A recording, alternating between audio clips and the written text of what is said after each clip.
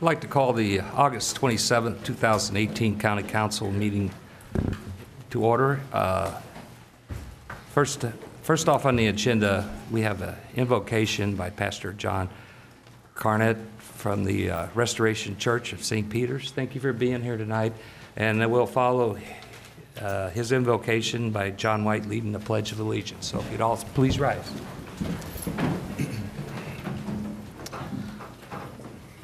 Let's pray. Our gracious Heavenly Father, we're so grateful that we're able to be here tonight as servants unto you. Your word tells us that as a public servant holding office, that we really do ministry unto you. But Lord, your word also says that without you we can do nothing. So Lord, we humbly come before you tonight, asking you to give us wisdom in every area so that our county can proceed and go forth and be that which you want it to be in your will. And Lord, we pray that you would give us peace tonight.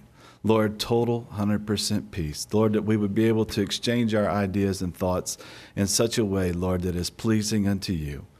We're thankful for your goodness and grace to us, and we bless you and bless this county tonight. In Jesus' name, amen. Amen. To the flag of the United States of America, and to the republic for which it stands, one nation, under God, indivisible, with liberty and justice for all. Please call the roll. Councilmember Joe Cronin. Here. Councilmember Joe Brazel. Here. Councilmember Mike Elam. Here. Councilmember Dave Hammond. Here. Councilmember Terry Hollander. Here. Councilmember Mike Klinghammer. Here. Councilmember John White. Thank you. At this point, I know a lot of people are here tonight, and one of the things that changed recently had to do with the Director of Elections not approving the ballot initiative. And I would like for Keith Hazelwood, the County Attorney, to speak on that issue. Thank you, Mr. Chairman. In the spirit of trying to give a framework for who has authority to do what with respect to these ballot issues, I'd like to share with the council and with the citizens who are present and those watching us on TV some background information. So you'll see on the screen over on the wall, I'll call it the north wall, you'll see some language from the St. Charles County Charter, and that'll help understand and process what I'm about to share with everyone.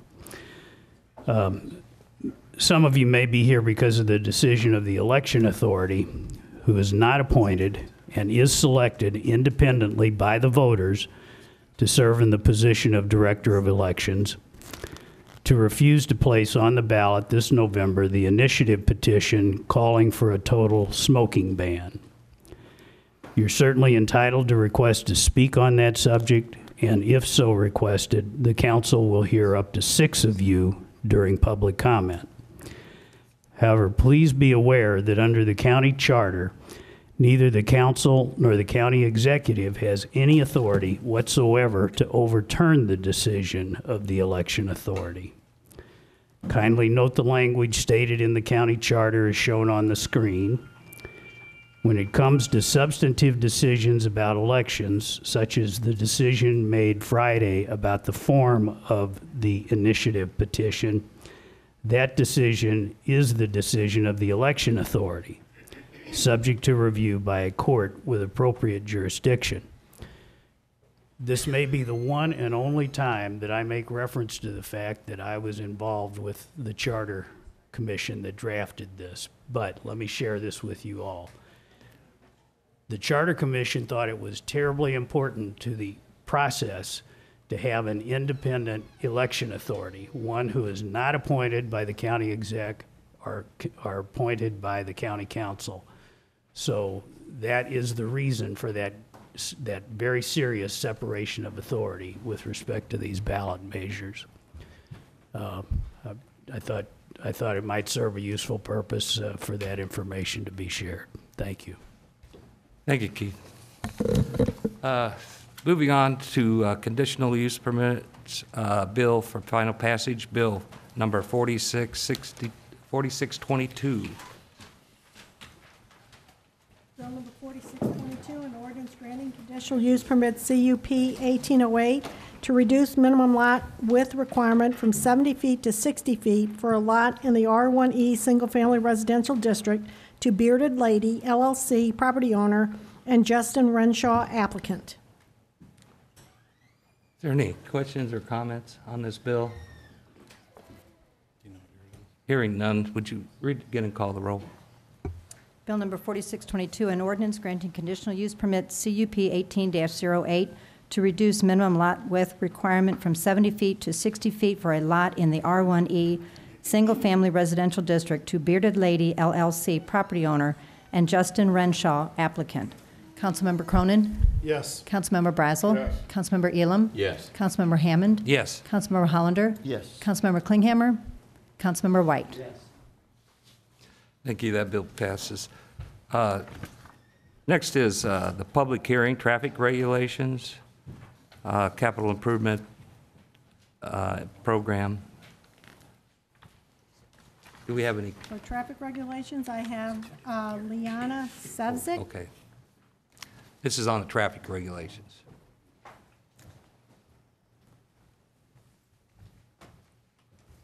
Good evening, council members. My name is Leanna Sevchek, and I live on Timothy Ridge Drive in St. Charles County. I live on the end of the street. It's a dead-end street, and it is adjacent to the soon-to-be-opened Veterans Tribute Park. I'm here to talk to you this evening about an issue that I've already seen. And that issue deals with the influx of parking on our residential street by individuals who are already viewing and entering the park and will continue to cause safety issues because I've already seen them along with my neighbors. Our street is extremely narrow. It is only 24 feet wide. To give you an idea of this, the street that is parallel to our street is a total of 37 feet wide, so a difference of 13 feet. That is a big difference when it comes to parking. I have written a letter. Hopefully you've received it. I did ask for it to be put on record. That'll go into more detail about my concerns and what I have seen.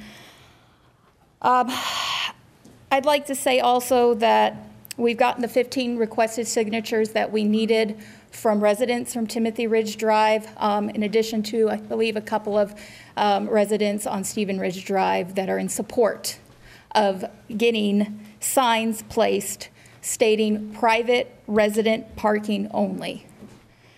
We feel that having street signs placed will help with the issues I've seen. And I just want to touch on a few of these issues. The main issue that I have a concern with, along with my fellow neighbors, is that emergency vehicles do not have clearance to pass through two vehicles parked across from each other on either side of the street. The fire department has told us that at least 11 feet is needed to squeeze through two vehicles in order to reach the location of an emergency. When two vehicles are placed or parked side by side on our street, there is not enough room. And considering that being even parked right up next to the curb. According to the Missouri Department of Revenue, a vehicle may park up to 18 inches from the curb, so that means even less space. Of course, this breaks regulation. If we can't get fire trucks through emergency vehicles, that's a real issue, and we have a big concern about that. Again, our street is very narrow. Another concern is we have a lot of little children living in our neighborhood, our subdivision. A lot of times they will get on their tricycles, their scooters, their bicycles, right to the dead-end street. I've already seen vehicles, even though the park isn't open yet, they are parking there and they are entering the park, constantly pulling in and reversing. And with little kids coming and going, even when the park is open to enter and exit the park, I see a real problem. I see a real safety hazard, somebody getting hurt or worse. Speaking of accidents, we have also an issue with mail delivery trucks having difficulty accessing the street, in addition to utility vehicles and snow plows. I will give you an example. The United States Postal Service has a regulation that postal carriers require a total of a 30-foot approach to curbside mailboxes, 15 feet before and 15 feet after a mailbox. Because of the parking that's happening right in front of my home, because I have a driveway facing the street, I've received a card in my mailbox saying that my mail cannot be delivered because we have a vehicle parked either on one side or the other or both. And I see that to be an increase of an issue once the park is open. My mail carrier makes a U-turn as she approaches the dead-end street and turns around to get to my mailbox. She won't be able to do that when the vehicles continue to park there, in addition to my neighbor next to me. My waste management company, I'll give you an example of an issue. He came to pick up our trash, pulled in, and there was a vehicle that decided to, they were already parked in front of the home to get to the park. They reversed and almost had a collision with the trash truck. So again, I bring up that with the kids. If you can't see a trash truck, I don't think you're going to see a small child. There was a near collision with that. I want to stress that it's not a question of if or when, because it's already happened. I feel that our street should not be a parking lot and a free-for-all for those who want the convenience of not having to drive a bit further to the park's designated parking lot. We have a lot of people in our subdivision, and the entrance to the park will be off Kisker Road. But for many, it's more convenient just to drive to our dead-end street and park, thinking they can enter the park that way because they don't want to walk a little bit further. I really stress that it is a concern. It's weighed on my mind and my heart, especially, of course, the safety issues. I'm really concerned about it, and I only think it's going to get worse. Finally, I just want to say a solution to all of this, besides putting up private resident-only parking, perhaps would be just to put a fencing along the park.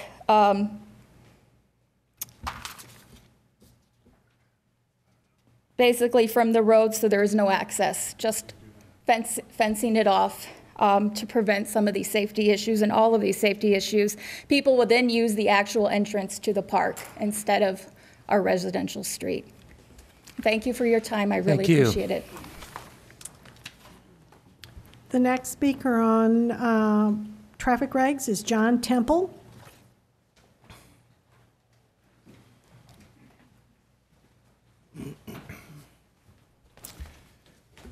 My name is John Temple. I live next door to Leanna, and she has said it well. Yesterday in my church, my pastor prayed for the national government and the state government, and I think for the first time in a long time, he prayed for local government. And for me to stand before you folks today is kind of a special blessing to me, because I know that it's all about the common good. And I think you heard from Leanna and really the thoughts of the 15 people that we've talked to up and down the street. We are interested in the common good of the community. We love the idea of the park. We're so grateful it's there versus another subdivision. However, we do know that with the influx of new apartment buildings along 94, which they could very easily use our internal roads in our subdivision to get to the park, it would possibly be considered easier. But to make a 24-foot wide street into a parking lot for hundreds of people, or at least a lot of people from time to time, is going to be a common good problem. And I think Leanna has spoken well. It's all about emergency vehicles, utility vehicles, the post office, and those little children on the streets. So thank you for considering this very carefully. We look forward to the common good being done. Thank you. Thank you, sir. Those are the only ones that have filled out cards for that. Okay, moving on to public hearing for capital improvement program. Are there any speakers on that? I have no cards filled out for that, but You can still speak, I believe, on that because it's a public hearing. Okay. Does anybody want to speak? I suggest you come up if you want to speak.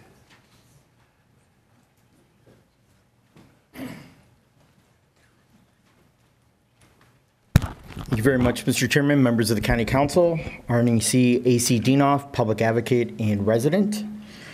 Two things I'd like to talk about the capital improvement plan for the next couple years. The number one big one is vehicles. That's a large sum of our capital improvement project or our capital improvement expenditures on a yearly basis. Unfortunately, the finance department in its wisdom, we're only keeping vehicles, trucks, and cars for only 70, 80,000 miles. And I think that's ridiculous because we're buying them with extra duty, heavy duty packages. These vehicles, especially the police vehicles and also the road vehicles for the highway department, are built to run for 200,000 to 250,000 miles without any problems. Look at the online scores. Look at the online research. They have extra duty transmissions, extra duty engines, braking systems, suspension, and extra duty batteries, along with other parts of the vehicle. It comes down to maintenance, maintenance, maintenance. Let's keep these vehicles longer. If it isn't broke, do not replace it. There's software tracking availability out there, and we can track when the vehicle repairs are and make a cost analysis of when the breaking point is, whether we keep the vehicle or it's costing us too much and we get rid of the vehicle. It's about servicing. I think we have an awful plan in our purchasing department and our fleet management department of the county. And I think we need to look at better ways of living like St. Charles County families do in keeping their vehicles on the road longer. We have 2 full-time fleet managers, and in my opinion, they need to do more in keeping our fleet on the road without replacing it every year to 2 years. As I said, we can get 200,000 to 250,000 miles out of these vehicles rather than getting rid of them at the 70, 80,000 point. Number 2, our road improvements. Instead of employing lobbyists to go and get us grants from East-West Gateway Coordinating Council and the federal government, it's a ridiculous waste of taxpayer money. Let's apply. We have 2 full-time grant writers in the finance department. That's all they do is write grants and administer grants. Let's get them to write more federal and more state grants in getting more money, return on our investment for our fuel taxes that we pay every time we go to fuel up on a biweekly or sometimes 3 or 4 times a week for fuel. Let's make sure that St. Charles County is getting our REAP and our return on investment on what we're paying in fuel costs. So I appreciate you listening to my comments, and hopefully you'll take them into effect. Thank you. Just so no other speakers, I'll go ahead and close the public hearing and open up public comments. And our first speaker is? Now we have, this is on Bill 4631, and there was a total of, I believe, 12 cards filled out. The first speaker in support is John Burns. Good evening, council members. My name is John Burns, and I guess my biggest question is I've been to several of these council meetings, not just here, but in other counties, and I've often wondered why the American Heart Association is so adamantly targeting and opposed to vaping. This has been a question I've had for a number of years. So I've done some digging, and what I found is a lot of their donors, to the sum of over $23 million from 2016-2017, was Big Pharma. And every company I looked up and researched either has something to do with respiratory treatment, cessation, or prevention. Every single one, not just a couple of them, but every one of them. And that's a lot of money. So I had to say to myself, well, why are they always targeting us, like with this ballot measure, et cetera, et cetera? And the reason they are is because we're bad for business. Bottom line is, up to the inception of vaping, anything that Big Pharma came up with, smoking cessation-wise, had a 3% or less success rate. I don't know if any of you guys ever smoked, but I've tried everything from the gum to the patch to whatever they had out there. None of it ever worked for me. Vaping, on the other hand, has a 68+% success rate, which is huge. And now in this country, we have over 9 million people that used to smoke that vape now. Now, I can tell you for me, my health has improved 100% as per my doctor. My blood pressures went down, my lung functions went up. He says I got the heart of a 20-year-old. That's my doctor. That's not anything I came up with. That was from my latest physical. I can run 2 miles a day now. I couldn't hardly go up steps before. The issue I have is this ban that they're proposing will eliminate the opportunity for smokers to go into vape shops and sample flavors to get off of cigarettes. They will no longer be able to vape within an establishment that was primarily set up to get people off of cigarettes. And to me, that makes no sense whatsoever, because in a sense, we're kind of trying to strive towards the same things, which is get people off of cigarettes. The Royal College of Physicians found, after extensive studies, that vaping is a minimum, and that's minimum because they'll go minimum, of 95% safer than tobacco cigarettes. That's huge. And again, it rolls back to it's bad for business. When you guys watch TV at night, you see no less than 20 big pharma commercials on every night when you're watching your favorite shows. Vaping comes along. It was created by people like myself who were former smokers. I smoked 3 packs a day. I had success through vaping, so I started a shop to help other people get off cigarettes. And that's primarily what our industry is. It's not big tobacco, which the American Heart Association will express. I know I'm out of time, but I appreciate your time. Thank you. Thank you, sir. Second speaker against, Jeff Stone.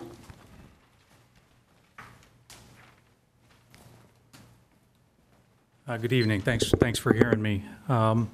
What can we do to get a full indoor smoking ban in businesses?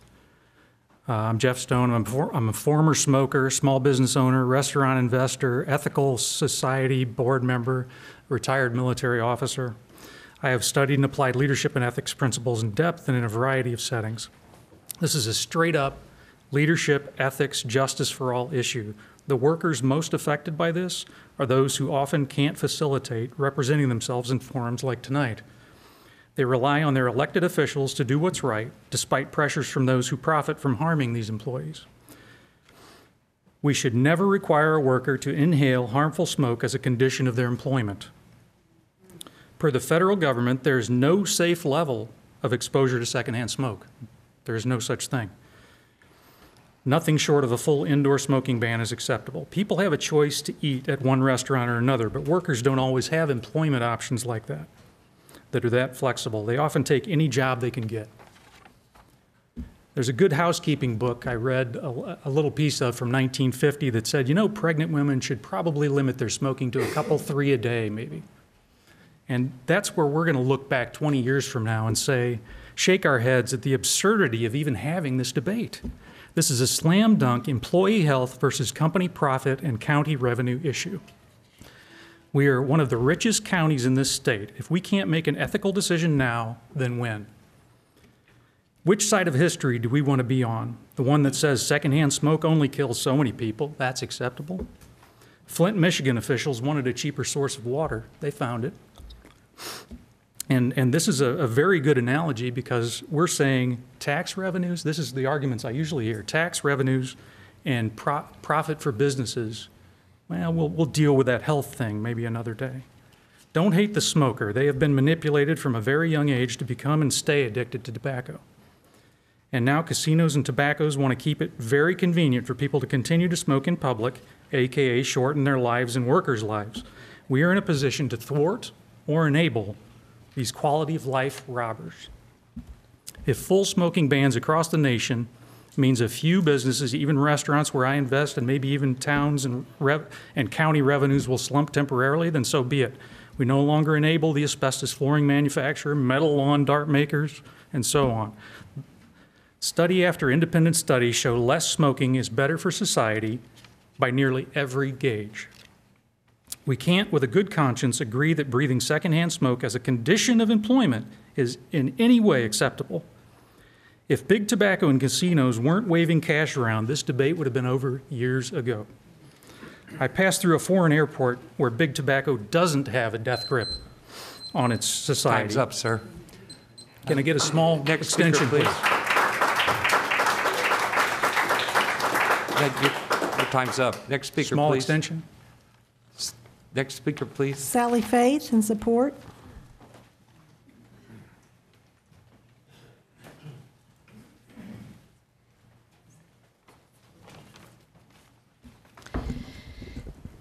Council Chairman and council members, thank you for this opportunity to have the time and the ability to talk about Bill number 4631. It's very important to the city of St. Charles, and I feel that the 50-50, the exemptions, I feel that those are things that would be in the bill. That was my understanding. And I think that, I know that it sounds like everybody's out for money, but the city of St. Charles, should this 50-50 or the bill not pass, would have about $1.5 million less in its budget, in its annual budget. I think that it's important that an opportunity be given to people that if they do not want to work there, if they do not want to work in this particular section, that they have that opportunity. But I'm asking the council to vote and support Bill number 4631. Thank you. Thank you. Against, Arnie Dienoff.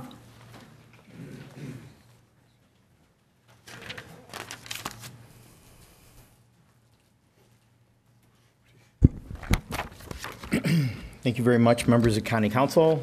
Arnie A.C. Dienoff, Public Advocate and Resident. At 3:39 today, a new bill was filed by Councilman Terry Hollander, Bill number 4633. I encourage everybody in the room to read it. It's online. It's on the council's website. It's a bill for the people, the right of us citizens to vote on a true and clean and a smoke-free St. Charles County. There are violations of the county charter as submitted with the county council's 2 weeks ago, Bill 4361. Unfortunately, the county executive to my right, Mr. Ellman, we're violating his home county rule charter rights. He has 10 days in which to either sign the bill or veto the bill. If this council votes on this bill and hands it to him, you're giving this man 12 hours to make a quick decision to send the election authority by state statute 5 o'clock tomorrow, which is the deadline. It's a violation of the checks and balances. I will personally go to circuit court to fight for justice and fight for Mr. Ellman's rights under our home rule county charter. You right now are violating his right. I want to know clearly what the stance of Mr. Ellman, our county executive, is on public places and his stance on clean air, whether he signs the bill or vetoes it, whether he's for the people or against the people. Rich Krismer is violating his authority and his oath of office. St. Louis County Board of Election Commissioners Director said it in the Post-Dispatch article this afternoon. Mr. Krismer is violating the public's trust. Mr. Krismer has exceeded his authority. I will challenge Mr. Krismer's decision legally. 24,823 people do not matter, according to Rich Krismer. The heck with them. I am confident that a circuit judge will order that the petition be placed on the November 6th ballot for all of us to decide once and for all. There's procedural problems up and down the ladder with your proposed Bill 4361. You have had 7 years since the last county council debacle on the proposed smoking ban that was thrown off the ballot by Circuit Judge Ted House. Why? Because Joe Cronin missed the filing deadline by 2 hours. And that was according to our home rule county charter. Ameristar Casino had 8 attorneys in the show of muscle and power trying to get it thrown off the ballot, and they were successful 7 years ago. Judge House chastised and admonished Election Director Rich Krismer and his county attorney Harold Ellis as absurding his authority and abusing his legislative and constitutional powers. The casino donated thousands to the county campaigns. Your time's up. Which is on Thank file you. with the County Election Authority. I ask you to defeat this bill. Thank you. Fifth speaker is Ward Shaw.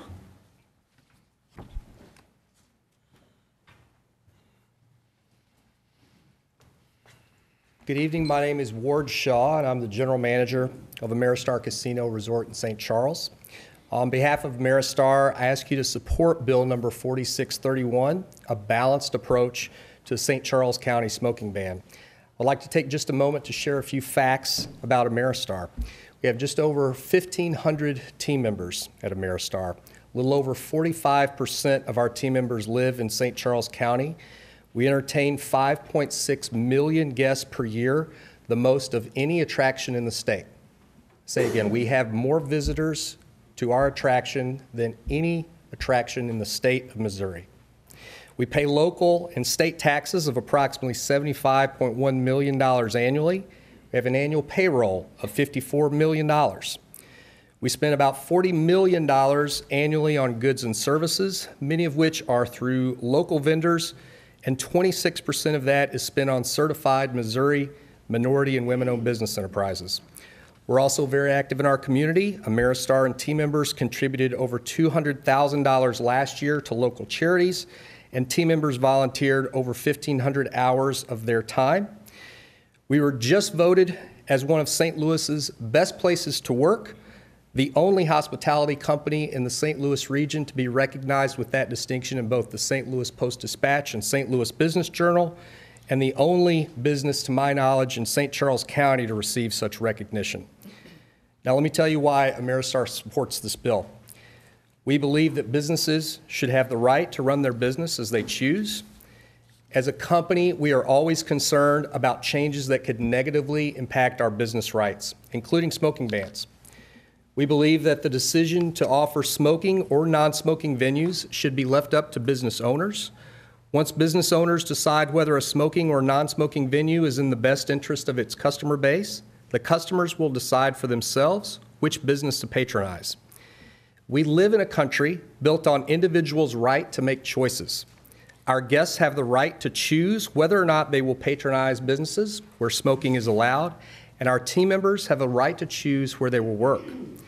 We operate casinos in 10 states. When required, we have implemented full smoking bans on our casino floors. In those situations, we lose upwards of 20% of revenue. In fact, just most recently, the Baton Rouge market implemented a citywide smoking ban, and revenues year over year since that ban are down 26%. In turn, less taxes are paid, purchases are reduced, and naturally, employment is often lower. While we realize that the petition initiative sponsored by the Smoke-Free St. Charles County Coalition was not certified for the ballot on Friday, we expect that decision to be challenged by the coalition. Your time's up, sir. Thank you. The sixth speaker is Ben Murray. Hello. Thanks for giving me the opportunity to speak. My name is Ben Murray. I'm the organizer with... I'm also kind of tall. I'm the organizer with Show Me Smoke Free. On behalf of the 40-plus organizations that have come together and endorsed this, and more importantly, on behalf of the 30,000-plus men and women of this county who came together and signed our petitions. I've spent the better part of this summer gathering those petitions myself, and I had the chance to talk to an awful lot of your constituents and meet them and be out at fairs and be down at the riverfront probably every Saturday and Sunday. You might have seen me out there. And I will just be really brief. We really feel like when you talk about revenue, when you talk about exemptions, you're talking about people. And so we believe that every worker has the right to breathe clean air when they're at their job. The remedy is very simple, right? If you want to smoke, step outside. Just takes a second. It's not hard to do. Everybody knows how to do it. And so we will stand against measures that have exemptions in them, be it in November or be it, beyond that, because we really feel very strongly that every worker has the right to breathe clean air when they're at their job. Thanks much. Thank you.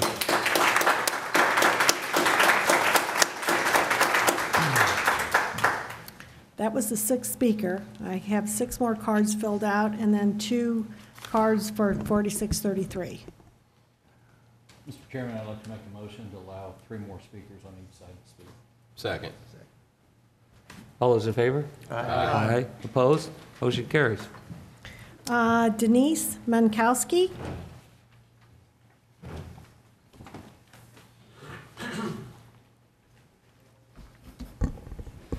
Good evening, council members. I did not prepare a speech tonight because I do support 4631.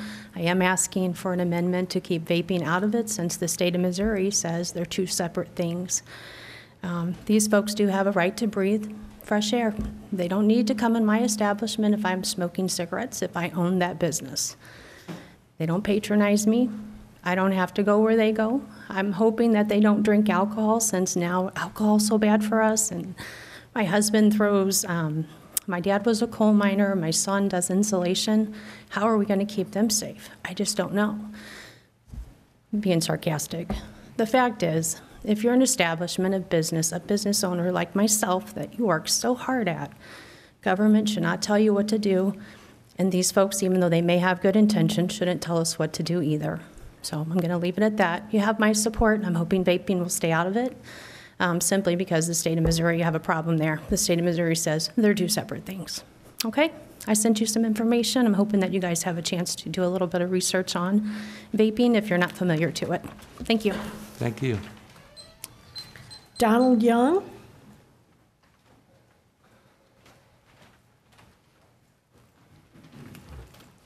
Good evening, County Council. I'm back again, aren't I? Sorry, last meeting, I kind of made everybody nervous, and tonight we had the law enforcement up here just watching everybody because I mentioned guns at the door, okay?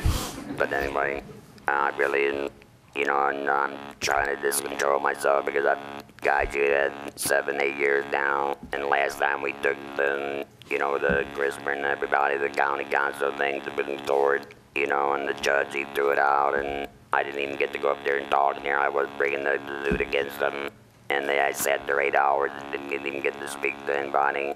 I think I was railroaded, and I know if we go back again, we're gonna get railroaded again, okay? But I'm just hoping that you will and consider going totally smoke-free, no exemptions, and you got children, you got guys, kids growing up, they're gonna be wanting to go to the casino. And I'll admit to you, I wouldn't mind going there once in a while, but I'm afraid to because of the smoke environment, okay?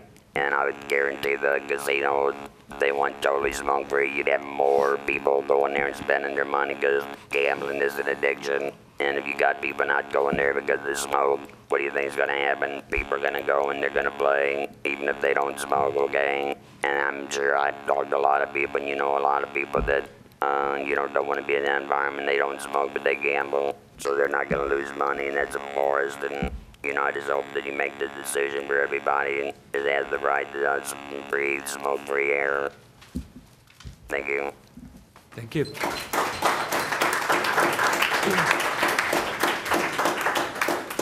Joe Aiello.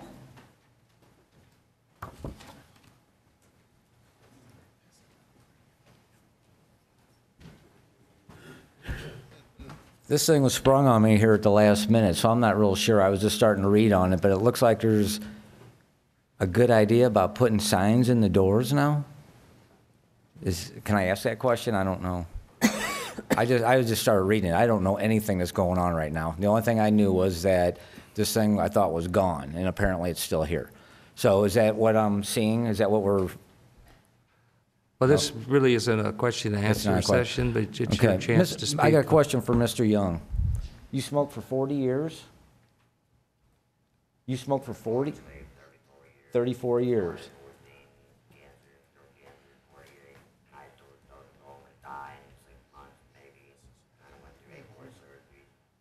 Did you know the whole time you were smoking that it was bad for you?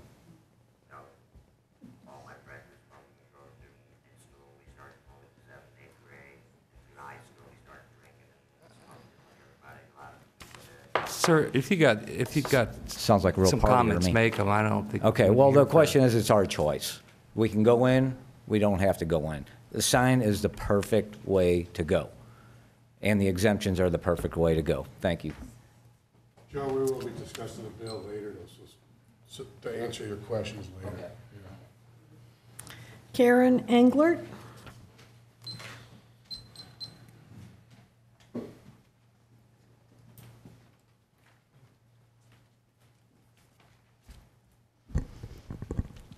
Good evening, council members. My name is Karen Englert, and I'm with the American Heart Association. I'm also a longtime community resident. Just wanted to take a couple minutes tonight to address a few different things. One is to just respond to Mr. Hazelwood's comments earlier about Mr. Krismer's decision. Obviously, we are very disappointed in that decision. We really feel like he acted outside the scope of his work in making that decision. He is in a role where he needs to count signatures and certify signatures, and he did that. He did. He counted well over the required minimum we needed to be on the ballot in November, and we're very proud of that work. We worked hard to do that. That is residents of this community, your constituents who want their voices heard. When he stepped out of the scope of his work and decided to interpret the Constitution, that's when we have some problems with the scope of that work that was done. And so we are committed, we remain committed to protecting all community members, and we are open to exploring ways to do that. But bottom line, we need community members protected. And that's really what our focus has been. We've heard a lot of things said about us being do-gooders and us only caring about certain things. And we'll take those comments any day, right? We would rather be do-gooders that care about the public and care about the health of all people than being worried about political influence and being worried about external influences. We do not, however, pretend there will not be some impact in different ways. There certainly will. The good impact, though, of saving a tremendous amount of money on healthcare costs. Smoking in this state costs $3 billion a year. $3 billion. And so when we hear about some revenue adjustments that are made, we're sensitive to those, but we're all paying that cost already of that $3 billion. Every one of us is paying that with our tax dollars right now. And so it's something we really need to be mindful of. We're also seeing it in terms of St. Charles County being a dynamic and wonderful place to live and work. But when we are still stuck way back here with this issue, it holds us back. When companies look to where they want to come and where they want to bring their workers and their staff and their families, they're looking for cities that are thinking ahead and not stuck in the past. And smoking bans, smoking restrictions, 50-50, whatever you want to call it, that puts us backwards if it is not comprehensive. And so we continue to ask you to oppose 4631 because it does pick winners and losers, and that's not what health is about. And so, again, we appreciate the opportunity to speak tonight. Thank you for thoughtfully considering this over the last couple of weeks, and just ask you to look out for everybody in St. Charles County and not just a few. Thank you.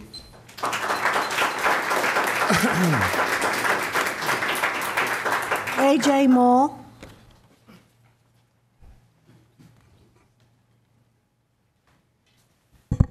Good evening, Honorable Council. My name is A.J. Moll. I'm the Executive Director of Missouri Smoke Free.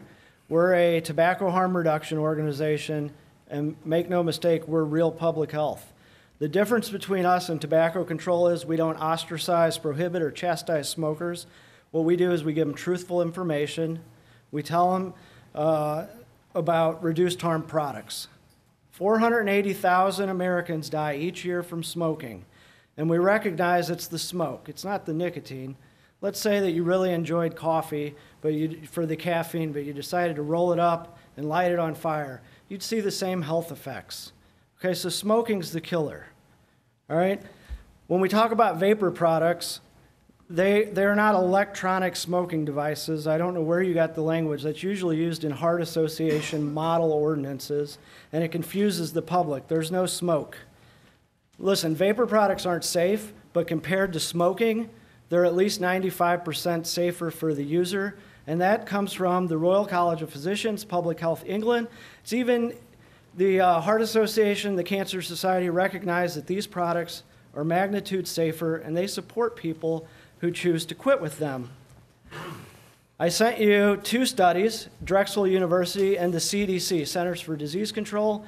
They looked at vaping and vape shops, and they measured levels, and they found 0 concern to any bystanders from vapor, because it's not smoke. It doesn't hurt anybody.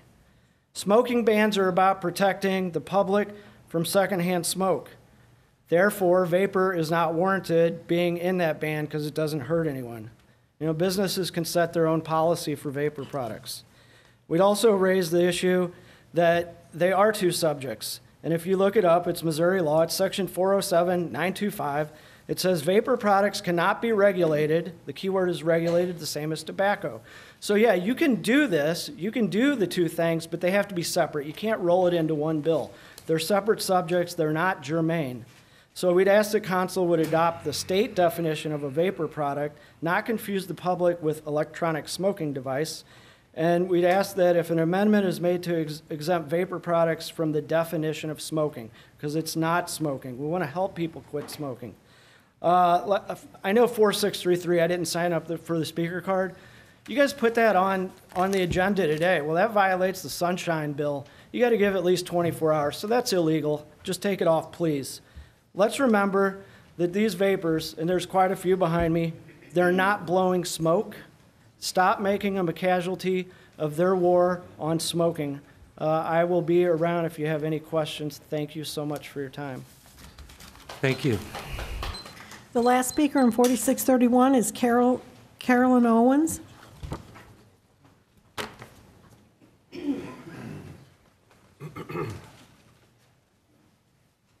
Hello. I'm a retired teacher, and I usually know what I'm going to say, but tonight I just want to thank Joe Cronin. I want to thank Terry Hollander and John White for standing up and doing the right thing for every worker in St. Charles County. We've worked on this for years. As you know, we got O'Fallon. 73% of the people voted for it. St. Charles residents want it. And we won't allow it to go on the ballot. We're doing everything we can to stop it. But I want to thank you 3 gentlemen and know that you're leaving a great legacy for this city, for this county, and you can be proud of what you're doing here. This will happen with or without everyone here. Thank you. Thank you. Then I have 2 speakers on Bill 4633, Trey Strumming.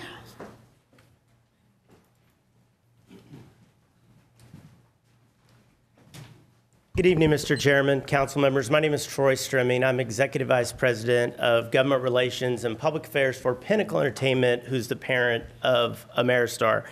I'm here to speak in opposition to 4633. I don't know if I'm here to speak in opposition to the content because I didn't know there was a 4633 until I got here tonight. But I do believe, I think anyway, unless someone can tell me different, that it must violate the county charter rules from the notice provisions to put that out 3 hours before a meeting. But if it doesn't, at a minimum, it violates the state statute on sunshine laws, and that's why we're here to speak against it. So, thank you. Thank you. And then Arnie Dienoff.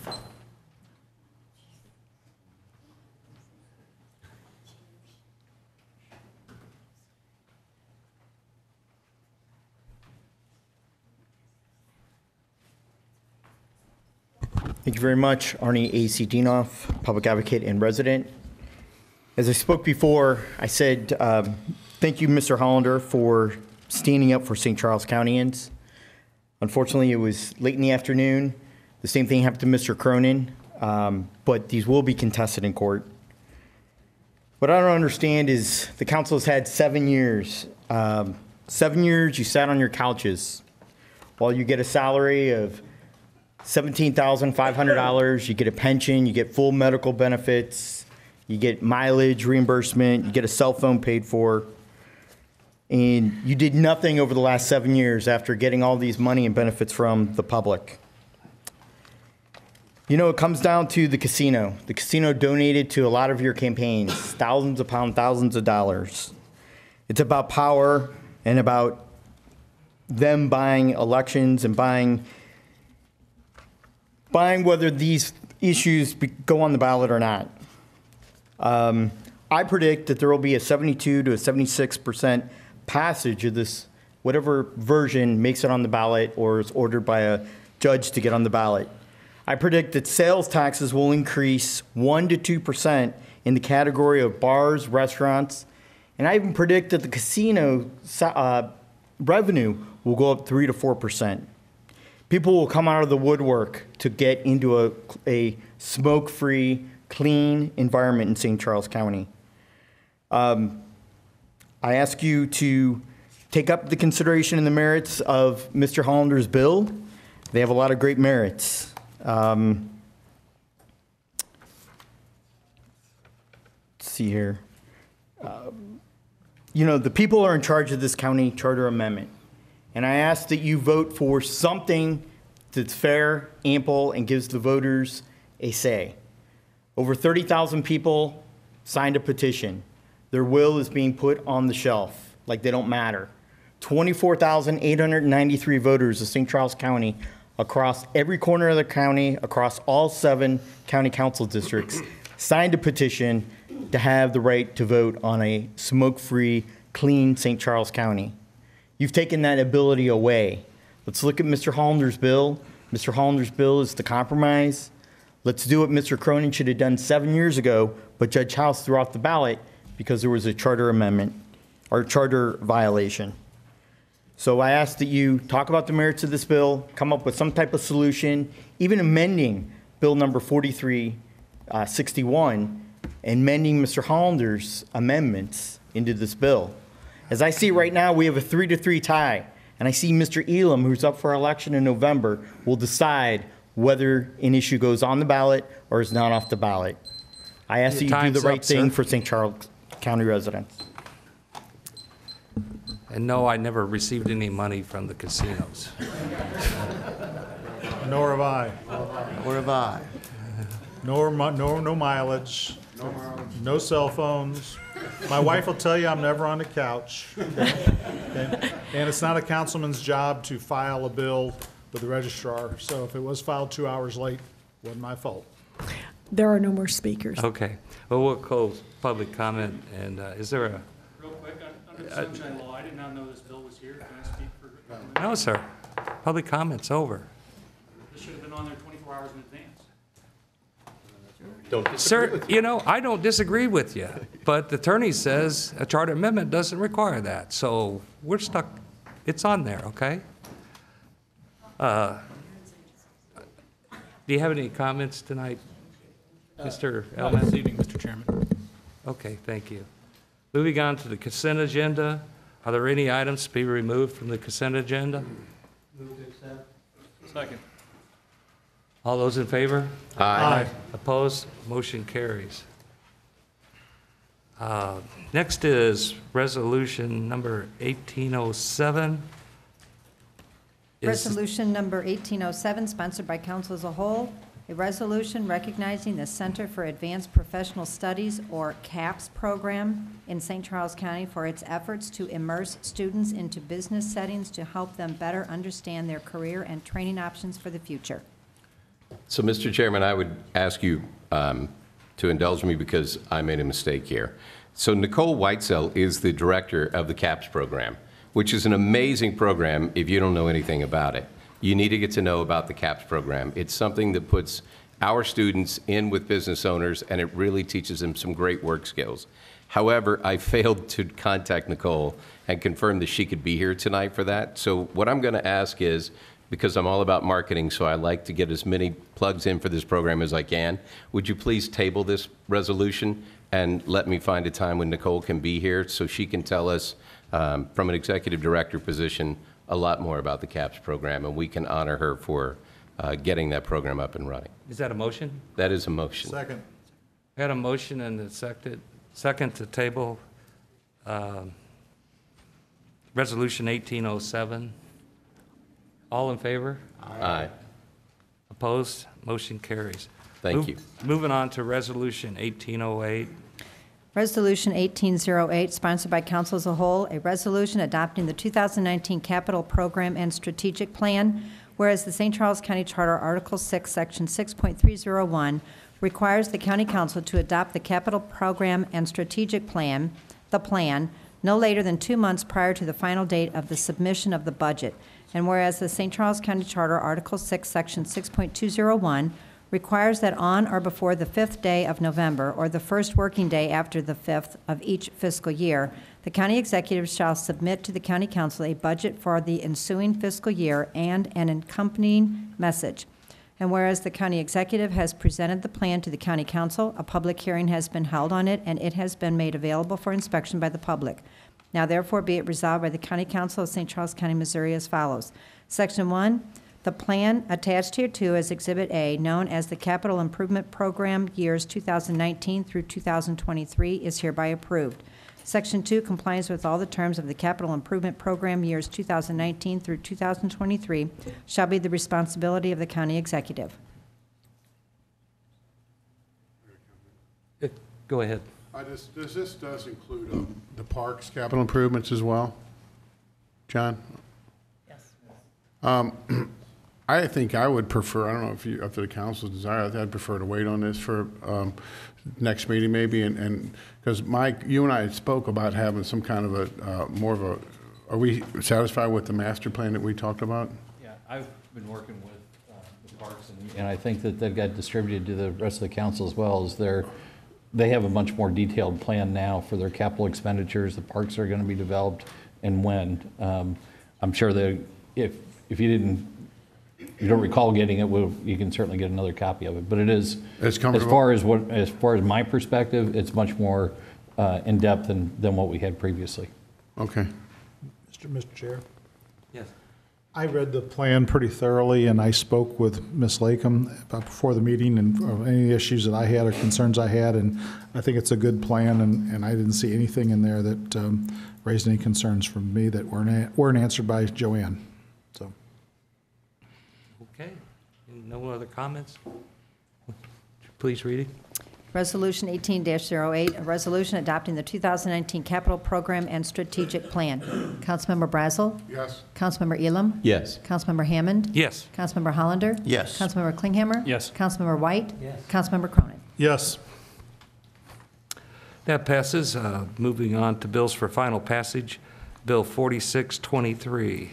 Bill number 4623, an ordinance authorizing the county executive to execute Surface Transportation Program Agreement, Federal Project STP 7302-669, with the Missouri Highways and Transportation Commission for allocation of funds to 80% of the eligible costs up to a maximum amount of $1,500,000 for work associated with the construction of an interchange at Route 364 and Gudermouth Road. Any comments or questions on this bill? This one needs to be tabled. Exhibit A has not been received. Make a motion to table. Second. All those in favor? Aye. Opposed? Motion carries. That bill is tabled. Bill 4624. Bill number 4624, an ordinance authorizing the county executive to execute Surface Transportation Program Agreement, Federal Project STP 5664606, with the Missouri Highways and Transportation Commission for allocation of funds to 80% of the eligible costs up to a maximum amount of $1,096,000 for work associated with the realignment, reconstruction of the Route N Weiss Road intersection. Any comments or questions on this? Hearing none, please read the bill and call the roll. An ordinance authorizing the county executive to execute Surface Transportation Program Agreement, Federal Project STP 5664606, with the Missouri Highways and Transportation Commission for allocation of funds to 80% of the eligible costs up to a maximum amount of $1,096,000 for work associated with the realignment, reconstruction of the Route N Weiss Road intersection. Councilmember Elam? Yes. Councilmember Hammond? Yes. Councilmember Hollander? Yes. Councilmember Klinghammer? Yes. Councilmember White? Yes. Councilmember Cronin? Yes. Councilmember Brazel? Yes. That bill passes. Moving on to Bill 4525. And Bill I number need a motion. 4625. I'll read the title first. Yes. An ordinance authorizing the county executive to execute Surface Transportation Program Agreement, Federal Project STP 7302-673, with the Missouri Highways and Transportation Commission for allocation of funds to 80% of the eligible costs up to a maximum amount of $440,000 for work associated with the replacement of a deficient bridge on Seaburger Road. Motion to table. I move to table Bill 4625. Okay, can I have a second? I have a second. All those in favor? Aye. Opposed? It passes.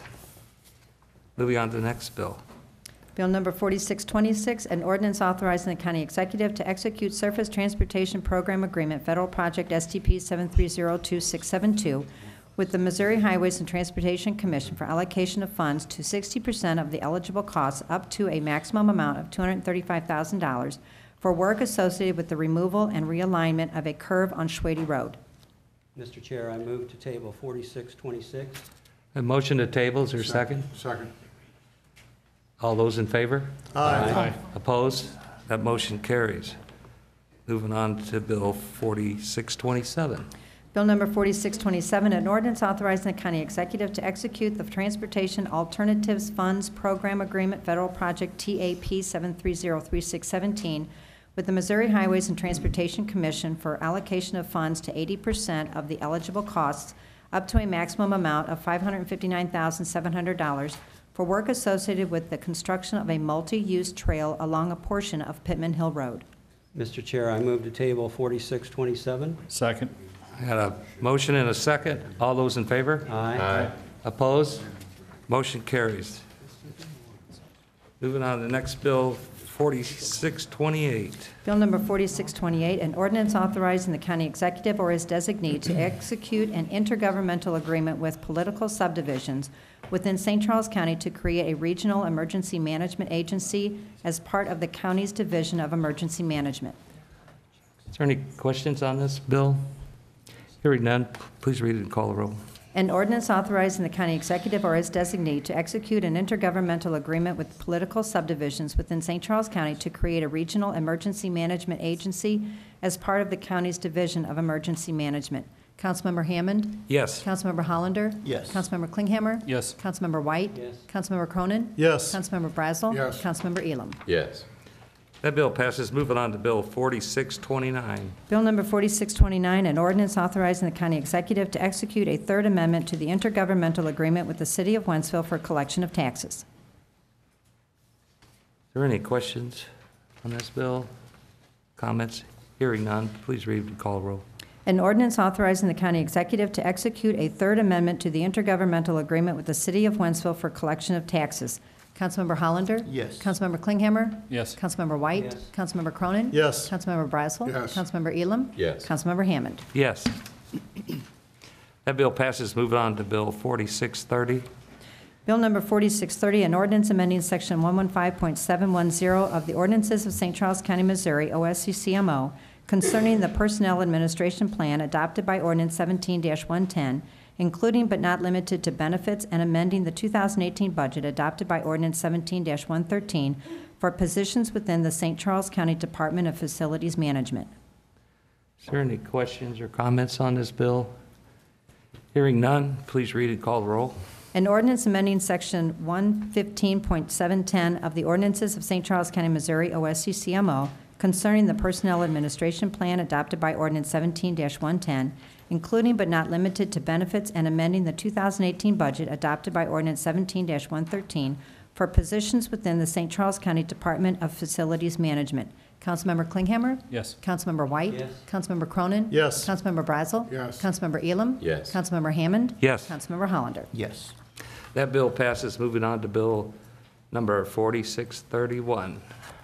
Bill number 4631, an ordinance calling for the amendment of the charter in the form of a proposition concerning a countywide ban on smoking in enclosed public places and enclosed places of employment, with exceptions to the ban regarding smoking in places in which only persons 21 and over are present, regarding 20% of hotel rooms, and regarding private clubs, tobacco-related businesses, and casinos, placing the proposed charter amendments on the November 6, 2018 ballot. Mr. Chairman, I would make a motion to amend Bill number 4631, replace it with substitute Bill 4631. Second. You got a second? All those in favor? Not yet. Discussion. At this point, he just has to have discussion. Oh, I'm sorry. Discussion. Anybody have any discussion? I can start, unless someone else wants to. Go ahead. Well, as you guys know, I'm opposed to the one that the American Cancer Society had. I'm actually opposed to any kind of smoking ban. However, I feel the need that we have to push this one forward because whether or not some of you like it or not, I think it's meeting halfway. I think it's compromising on both ends.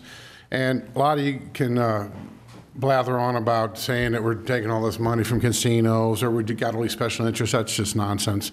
The way I look at it, a casino, I don't go to a casino. I'm way out in Augusta. I look at it from a perspective of a business's right. And by the way, on this bill, we took out the exemption of vapors, all that is completely out of it. So it's not even part of it. So you don't have to, that's what this bill says. So it's just strictly with smoking. So it doesn't even concern vaping or anything to do with vaping. Okay, so this bill takes it out. The thing I went off on what I talked about last time is people's rights. And sure, I may not go into some of these bars where people sit around and smoke, and these VFW members and American Legion members, but they fought for this country for their very right to make choices, for freedom. And to me, it's a constitutional thing. And, you can talk about, and their membership can choose whether or not they want people to smoke in there. And if you don't want to go in there, don't go in there. Just like Liz's Bar in New Melly. How many of you folks are going to ever go in there or down in Defiance in those taverns? These are just taverns, and that's what these guys like to do. I don't like to do it, but they like to do it. So I'm thinking of their rights. And even if they're a minority, isn't that who you're supposed to protect, are the minorities? So you can sit there and say 73% of the people care about it, but you still always got to protect everyone's rights equally. And so it can't be just based on what's convenient for you. Okay, and these business owners have a right. They have a right to they put their money on the line. They put their livelihood on the lines to build a business the way they choose. It's their business model. And we don't need a bunch of people coming around telling them how to run their business. And what's going to make that business successful is sales, is the money in their business. And if smoking is what they need to do, then so be it. If our smoking's a bad idea, they'll know it by the numbers. Like I told you, we had a restaurant and a bar. We had 54 employees. We had no smoking in our place because that's what me and my wife chose. And it's everyone's right to choose however they want to run their business. So that's the thing I'm hung up on, and it's coming up with this false narrative, we're taking money from a casino, and that's a cheap argument. But the awful thing is like I said, the American Legion, VFW, those guys have rights. The Vaping Society, they have nothing to do with this. They should be out of it. And I do have a couple questions for Karen, but I just don't think this thing, and for the second bill, I agree with you too. Even the gentleman who's not wants a smoking ban, you can't post something 3 hours before the meeting. We've never done that.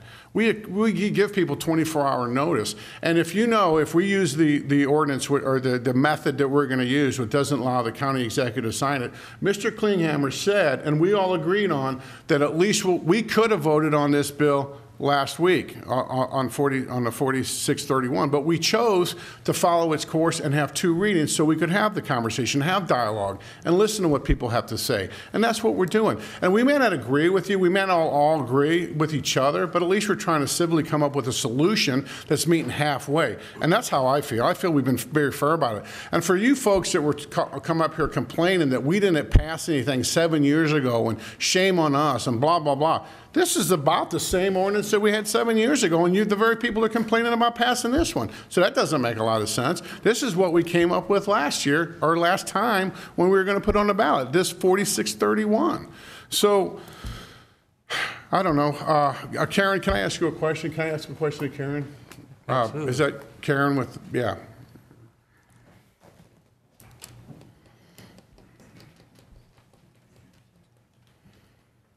So, Karen, where do you guys get most of your funding from? The American Heart Association? Yes. Primarily donors. Who are your largest donors?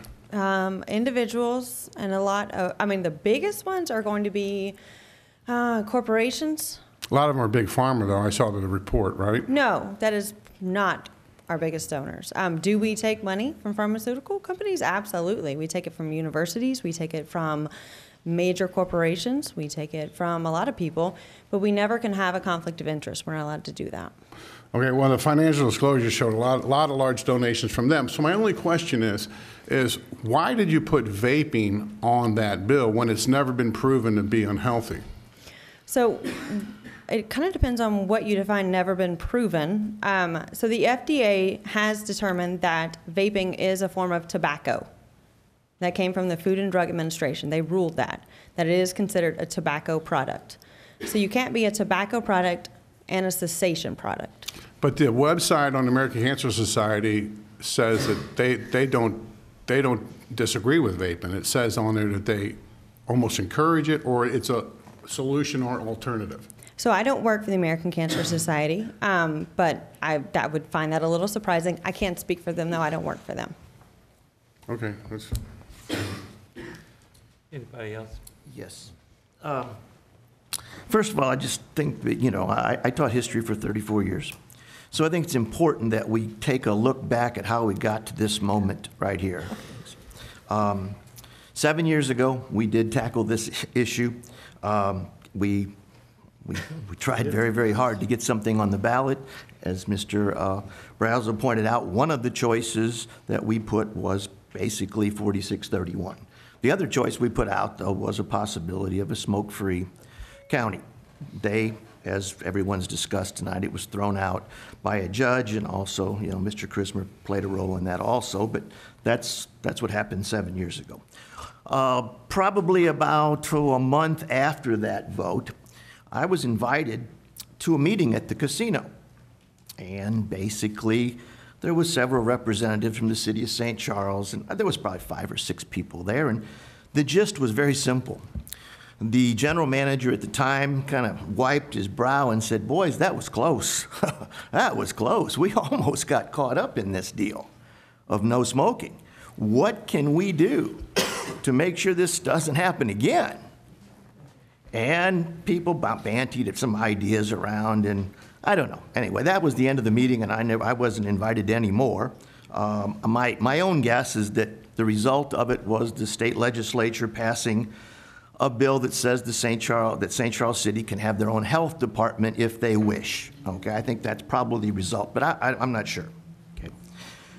Brings us up to 6 to 8 months ago. The American Heart Association gets a petition going. It was in the newspapers. Obviously, they were working very, very hard. And probably about 2 or 3 months ago, it looked like they were going to be successful. Okay. At that point, there was discussion amongst, probably the folks from the casino and others about getting a petition to call for the exemptions, just like 4631 does. Okay. That's what happened in St. Louis County. From what I read in the paper, basically, Maryland Heights and the Hollywood Casino got enough signatures to get the exemptions put on their ballot. Okay, I don't think it should be overlooked that that did not get done here. Whether they could get it done or they didn't get it done, but it didn't get done. All right? So at that point, they were facing a choice. At that time, everybody thought the American Heart Association initiative was going to be on the ballot, and the choice was, do we try to convince voters to vote against the American Heart Association petition? I'm sure the discussion went something like this. That would be a foolish fight. It would be a fight that we would lose. 70% of the people in St. Charles County, according to the polls, and according to what O'Fallon and Lake St. Louis did, would vote for the American Heart Association, which left them with one option. The last option was to find 4 councilmen on this council to support a bill calling for the various exemptions.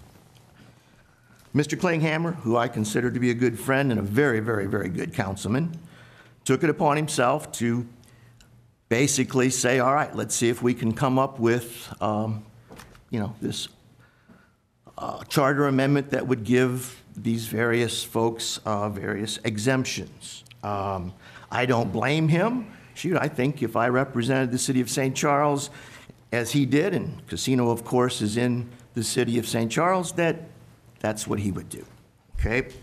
At this point, I want to remind folks on this council that Mr. Cronin has continued at least to talk about a non-smoking issue here in the county. In fact, pretty much each of the last 3 years, we've pretty much had the same council here now for 3 or 4 years, I've talked to Mr. Cronin, and I said, Mr. Cronin, what about the non-smoking issue? And he'd say, Terry, we just don't have the votes. He said, I'm supportive of it, of course. Mr. White's supportive of it, of course. You are.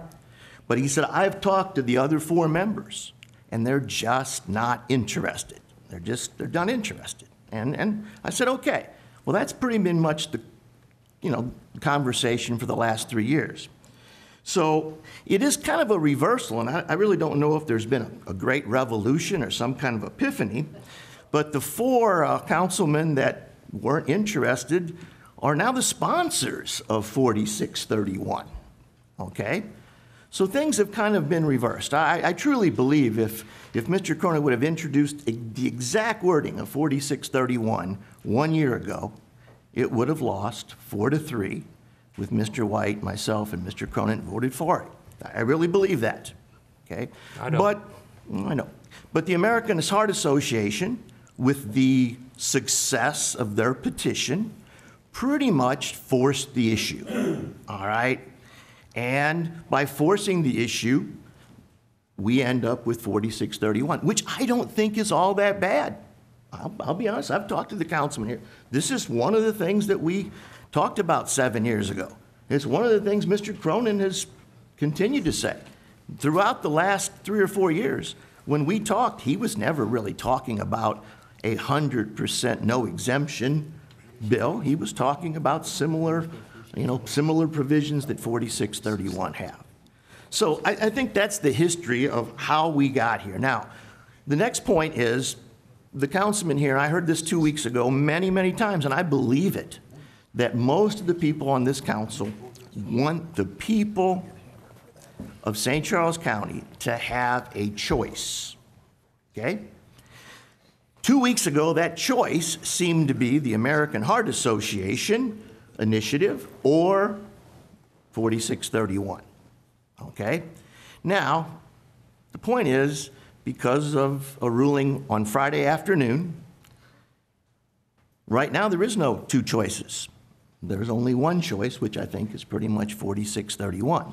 What I'm going to ask my fellow council members to do is to reinstate the idea of giving the people of St. Charles County 2 choices.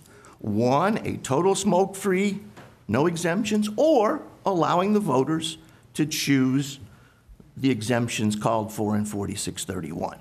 That's all I'm asking for, okay, is that both issues be on the ballot where people of St. Charles County truly have a choice, okay? And we'll address the reasons behind 4633, I guess, when we get to it. Okay, thank you. Any other comments? Yes. Go ahead. Terry, I want to thank you for the history lesson that you did have some suppositions that you inserted in the middle of the class. And as a good teacher, you get to influence your interpretation. You get to influence as we go along, and I appreciate that. It is a little bit ironic that 2 weeks ago, 4631 was horrible, contrived, and some councilmen used some other not so flattering adjectives, and now it's not so bad when it's a choice. And 2 weeks ago, I was talking about let's give the citizens of St. Charles a choice between a 100% ban and a ban, still a smoking ban, that goes about 98% there, a ban that eliminates smoking in almost every place, especially every place that has children. I think that it's the right thing to do, and I definitely believe that the citizens of St. Charles should have a choice. So I'm going to do something tonight that, and right now there is I think, enough votes just to put 4631 on the ballot, and folks in St. Charles would have one choice. I'm going to do something tonight that's going to make both sides unhappy with me. I'm not going to pull 4631 off of the table for consideration, which I got a lot of emails asking me to do that, and told me I had blood on my hands if I allowed smoking in any place. I think that I'm not allowing smoking anywhere. I'm allowing the people of St. Charles to decide for themselves what they want, and I want the people of St. Charles and the people of St. Charles City to understand the full ramifications of what they're doing. There will be negative consequences to the city of St. Charles. From my constituents, about 75% of them live in the city of St. Charles. The city of St. Charles gets significant revenues from the casino. Yes, they also get significant revenues from taverns and bars down on Main Street and other places around St. Charles. There will be a negative consequence to if we do a 100% ban and have no smoking anywhere. That's okay. We can, as a public, we can say, yes, we understand this, we're making this decision, and there may be negative consequences, but I want people to have the choice and to know what they're getting into. If there's only one thing on the ballot, and that being a 100% ban, people in St. Charles, they don't have a choice. They're either their taxes are going up or their services are going down. I know the city's budget. We had their city administrator here 2 weeks ago and explained it. Mayor Faith is here tonight and then told us again the consequences of a 100% ban will be negative revenues coming into the city of St. Charles. People can say, well, that's good. They can just find a way to tighten their belt and do other things. That money is spent on the general fund. And for those of us that aren't in it all the time, the general fund is the payroll for the city employees, the biggest group of which is police, fire, ambulance. That's where the majority of the money goes. So if there's a sudden cut to that, that is the place that is going to be affected. There is no getting around it. You can stop paving streets, you can do all those things for a while, but that's a temporary Band-Aid. The general fund needs to be, you need to find another way to get taxes from some other source. They've tried that. A use tax was presented to the voters and it was denied. People don't want it. I understand that. And I'm not making an argument one way or another. I'm just saying that the people of St. Charles County should have a choice of what they want. That was my impetus for bringing this forward to begin with. It had nothing to do with campaign contributions. It had nothing to do with my future political aspirations, which at this time are undecided. So I don't know which way I'm going yet, so don't ask me. And don't make any assumptions for me. I don't know myself. So we'll cross that bridge at a later point. It's irrelevant to tonight's discussion. I'm asking that people pass 4631. It is a smoking ban that has exemptions in it, yes, but it does eliminate smoking in 98% of St. Charles County. It's a step in the right direction. Thank you. I thought 98% of the county's already smoke-free. I don't know of many places that I go that they even allow smoking.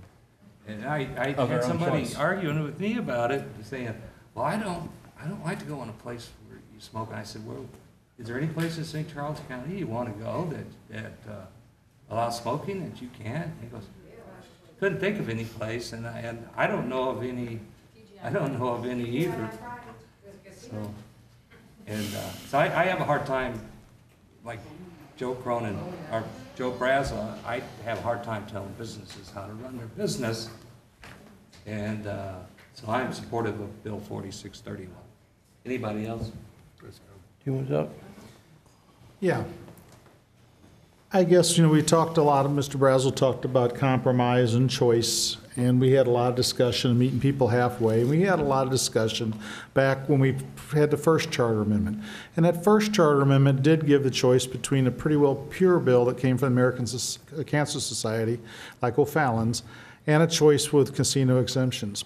Working on that bill, I met with Sally Faith a few times. I met with Troy Strumming a few times. I met with people from American Cancer Society. And I did my damnedest to come up with a compromise that would work for everybody involved. I mean, I just did. People said if I got that done with all you folks in the same room, they should send me to the Mideast and try to settle the peace over there. Obviously, I failed through a technical problem because the bill got filed a little late. But now we do have a choice for a compromise. We do have a choice to maybe put something before both voters, the voters who vote for and the voters who are for a pure exemption, a pure bill, and the voters that want to exempt the casino and whatever.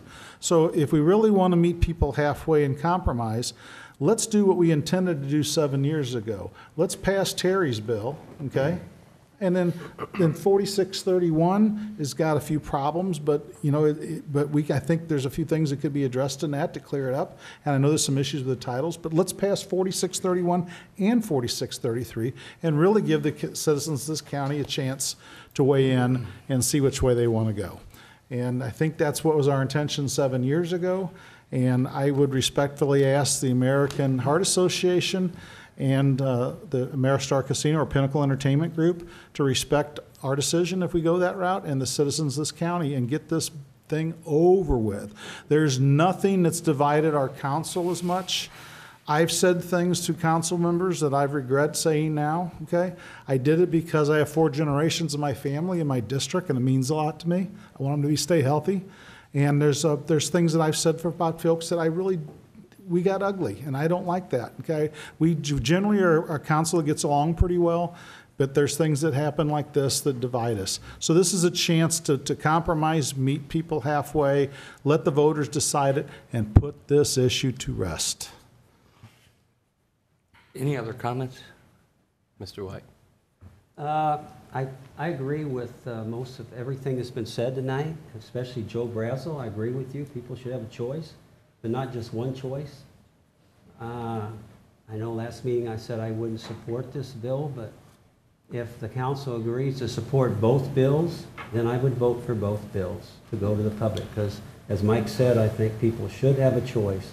So I'm in support of both bills. I hope the whole council would vote totally in favor of both bills. Any other comments? So, since everybody else has spoken up, and it's not midnight yet, so we're beating Wentzville's clock.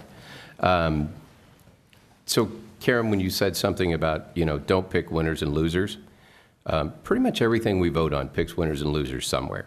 That's just how it goes. And it really doesn't matter what the issue is, unless we're doing street paving or something.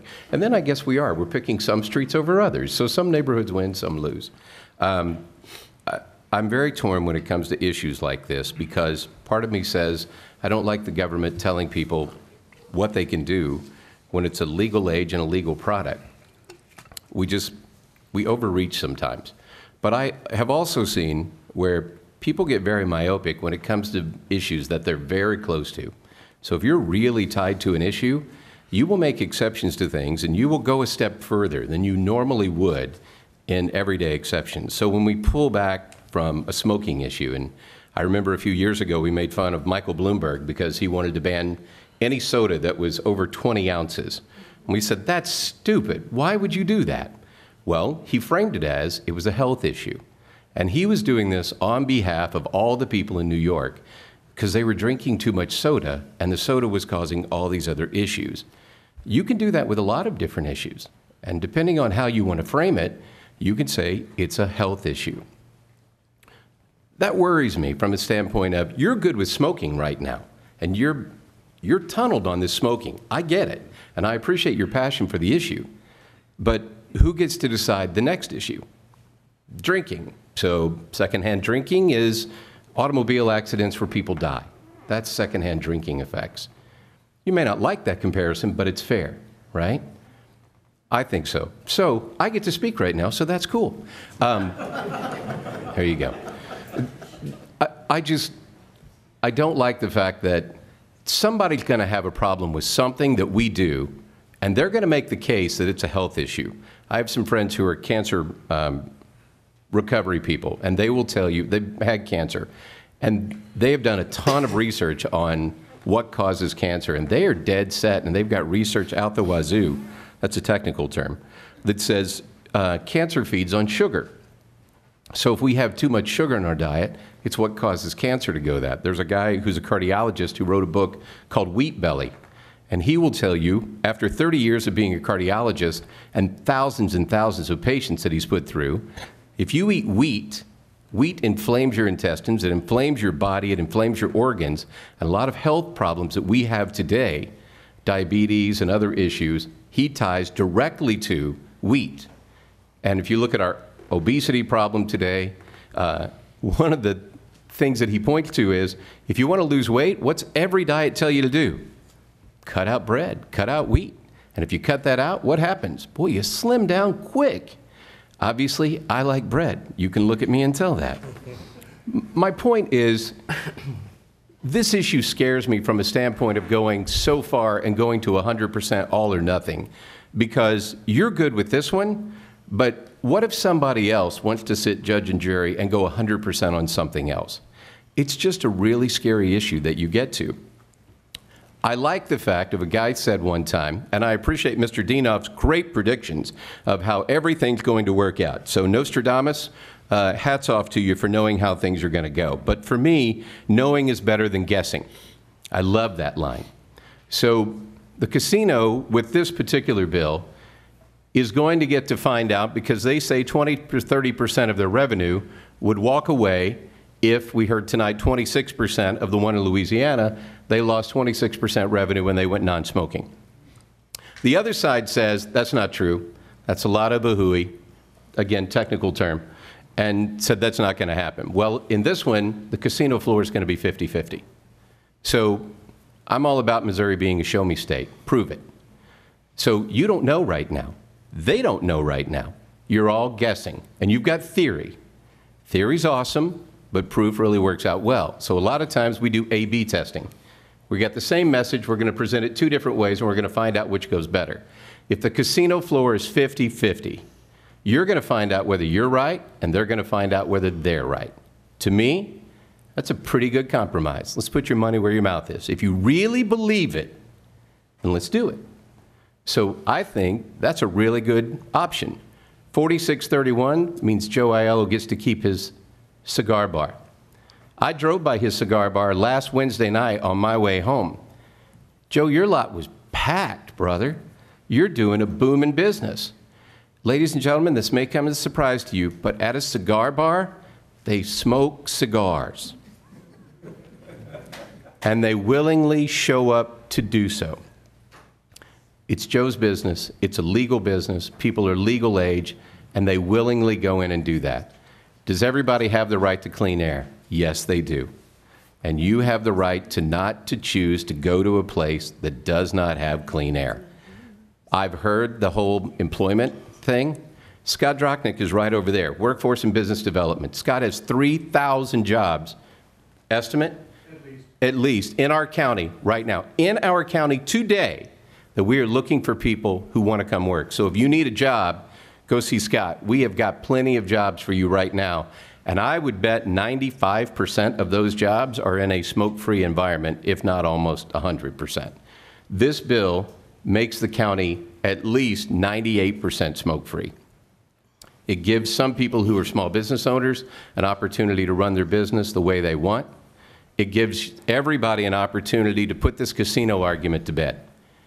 Is smoke-free better, or is having smoking better?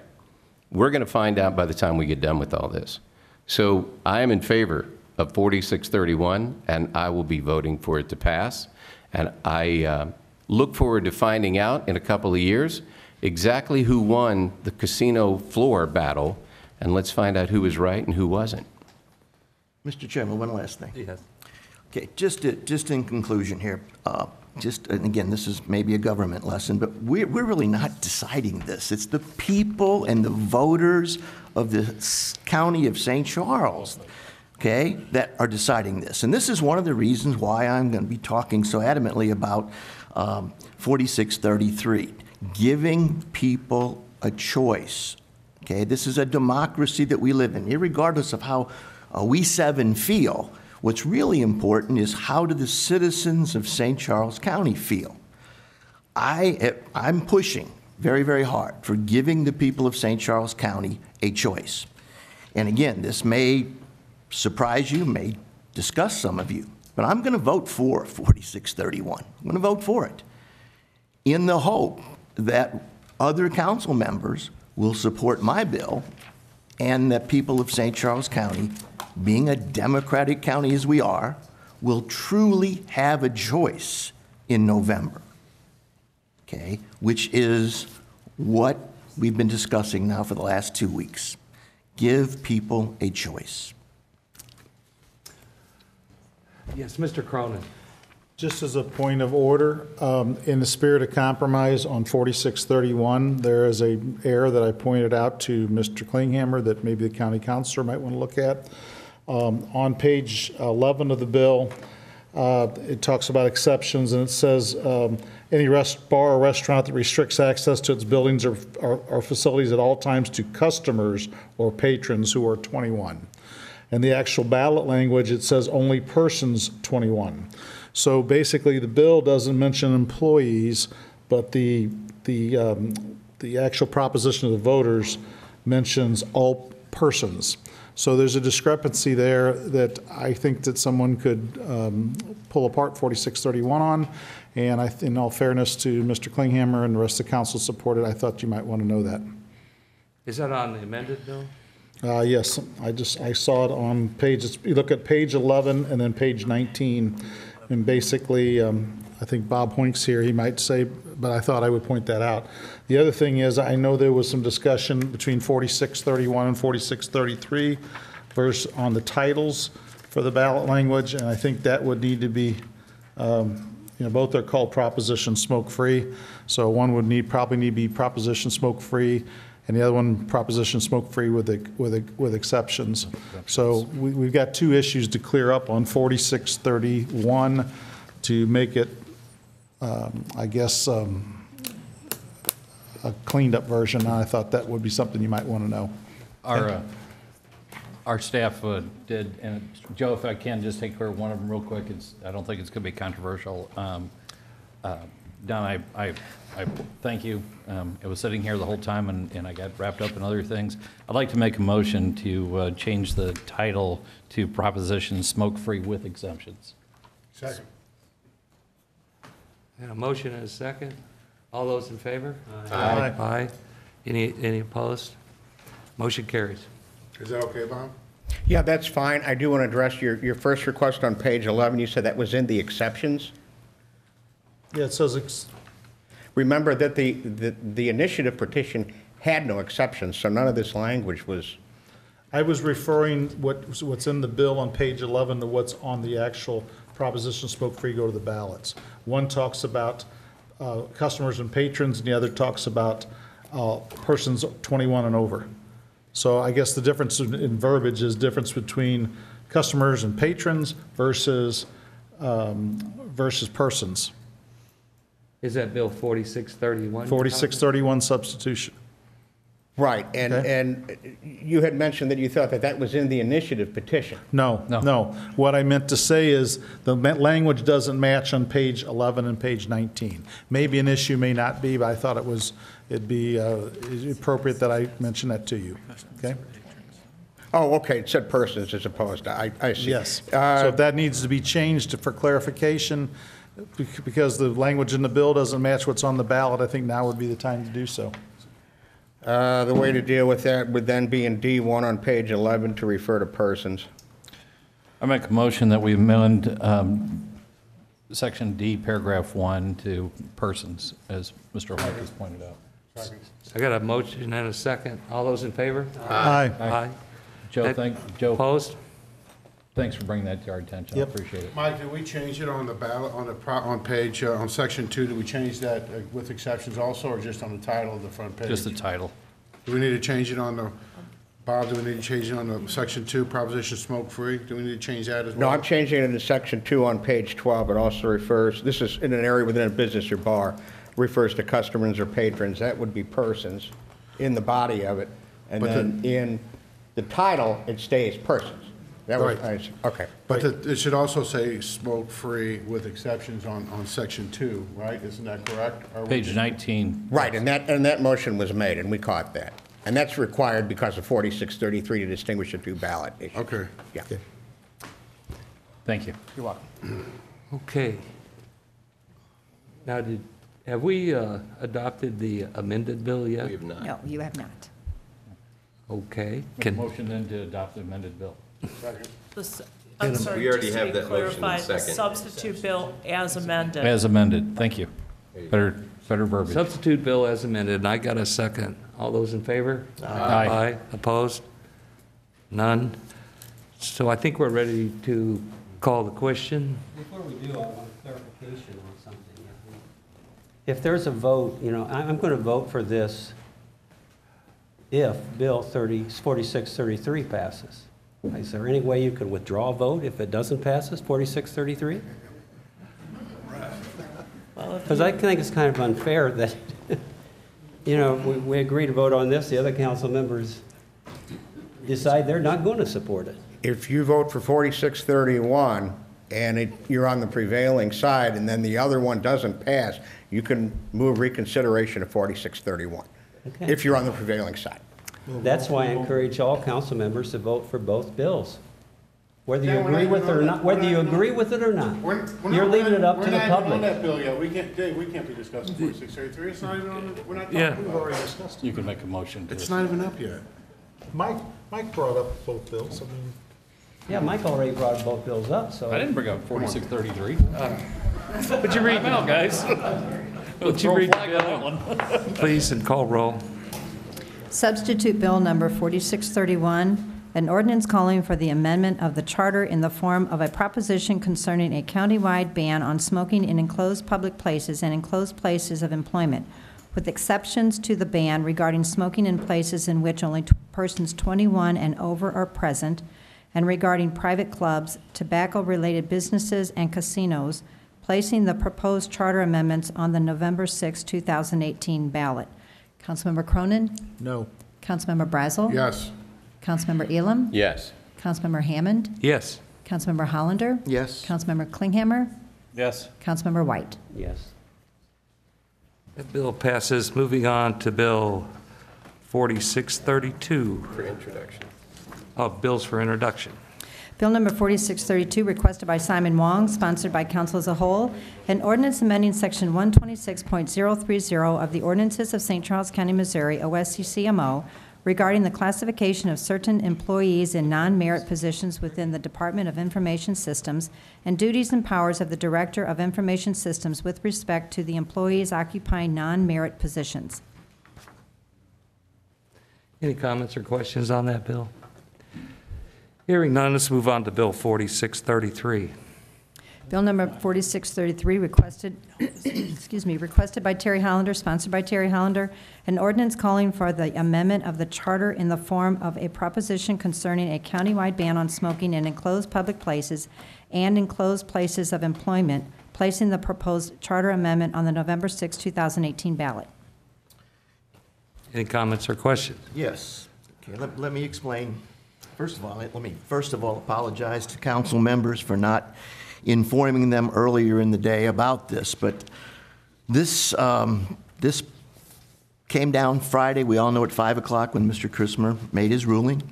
In all honesty, council offices were closed on Friday and Saturday, and this morning at about 9:15 I was here, and I was looking for a way to not ignore at least 23 or 24,000 citizens of St. Charles County who wrote their name on a petition for a non-smoking bill with no exceptions. Okay, so I apologize for that. One thing I can apologize for is the timing. Okay, there was no time. Basically, today was it. I realize that in some respects, bringing this up this late is not the right way to do things, but it was the only way to do it and not ignore those 24,000 people. The one thing that we have to do is try to put people in a position where they have a choice. Because of the ruling on Friday, there was going to be no choice. It was going to be 46-31 and no other choice. All I'm asking is that the councilmen take a look at this and say, we believe the people of St. Charles County should have a choice. At least 4,000 to 5,000 people in every one of our districts sign this. And I don't think that we should ignore those people. Now, I understand, the director of elections made his decision.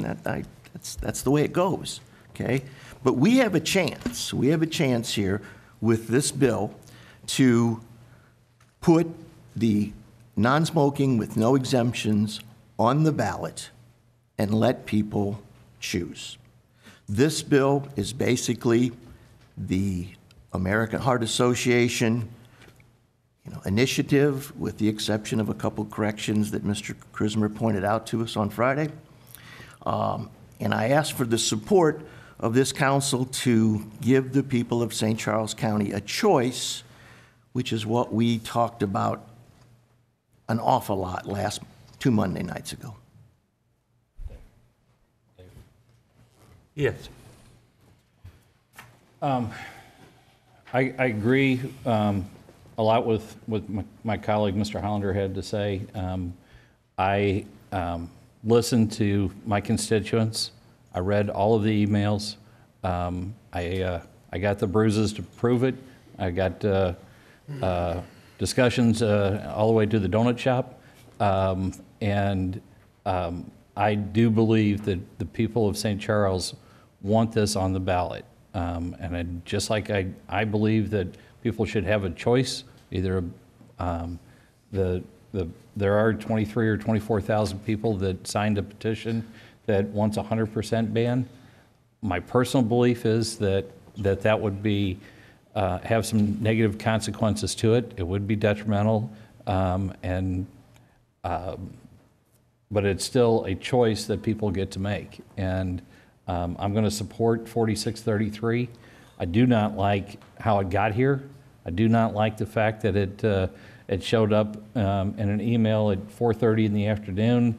I have had the chance now to read all 19 pages of it. I do have a couple of questions about that, Mr. Hollander, that I hope we can address before the vote. But I think that the will of the people is what we need to be listening to. Well, you got questions and you got the floor. Yep. The first question I have, I'll ask Mr. Hoink to come forward, and it has to do with vaping.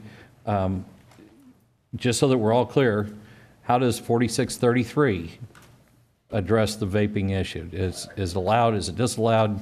Give us the lowdown on the implications It would of. be prohibited everywhere.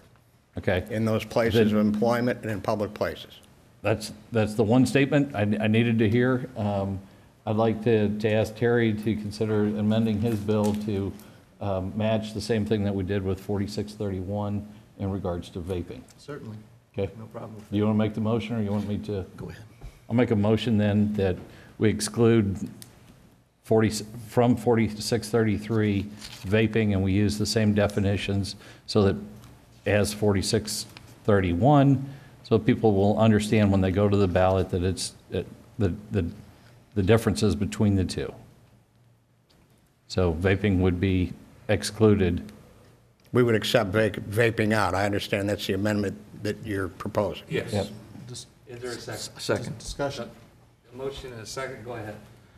I just want to make it clear, are we just redefining the term vaping? Are we saying that 4633 would allow vaping in places posted as no smoking? We would be leaving the definitions the same, and then I would make an exclusion similar to what is in 4631, which I left back in my seat. But right, we removed it from from the prohibitions. So I would add a new section in this and renumber to exclude, Okay, could put this way, you're talking about allowing vaping then in public places like this? I mean, just so we're clear? It's going to be our choice. We'll still have a sign up. We don't, you know, I mean. Okay, so 4633 then would allow vaping in restaurants and the like? Unless the owner chose not to allow vaping, like they can disallow whatever other activity they don't agree with. I guess I don't want to bring anything too personal in, but I've had pneumonia 12 times. I got 2 lung tumors, okay? Nobody wants to breathe any water vapor coming out of my lungs. I really don't want to bring anybody else's in. I'm not a doctor, but I can tell you this, that a lot of those illnesses, like viruses and even TB, are a form on water vapor.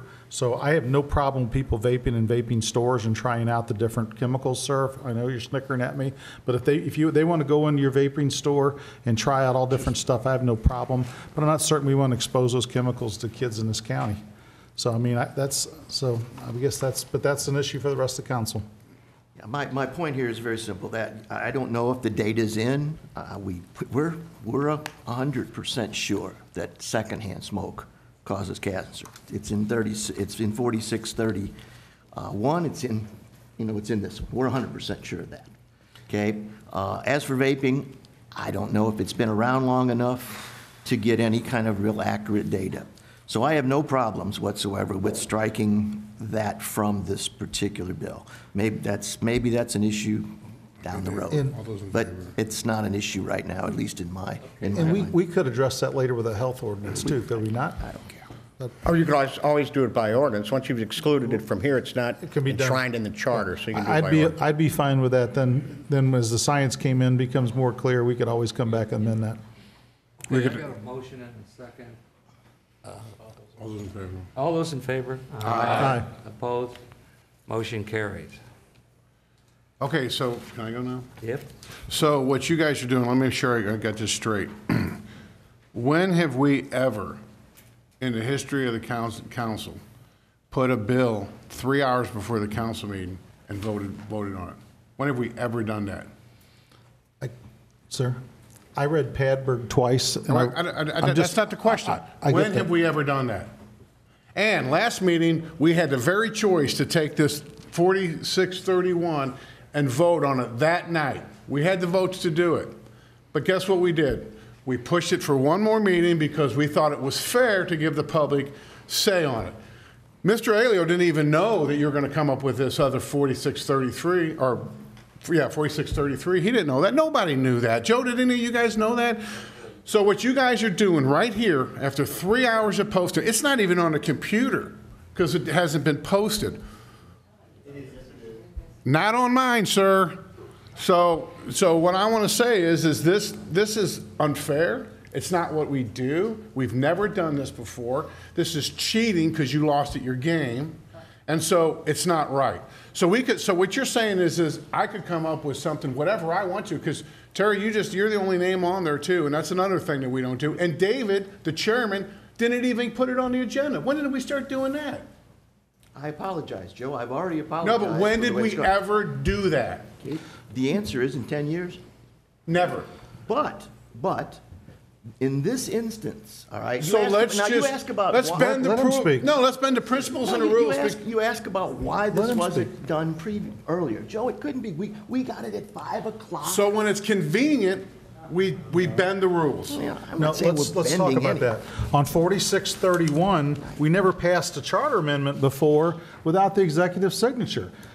And I got 5 of them here. I checked every one of them. Okay, so we changed the rules based on Padberg. Padberg allows for this type of stuff and emergency measures. I read the bill twice. This is an emergency measure? This is an emergency because the American Heart, Rich Krismer threw out the American Heart associations at 5 o'clock. Can I please freeze? Just a second.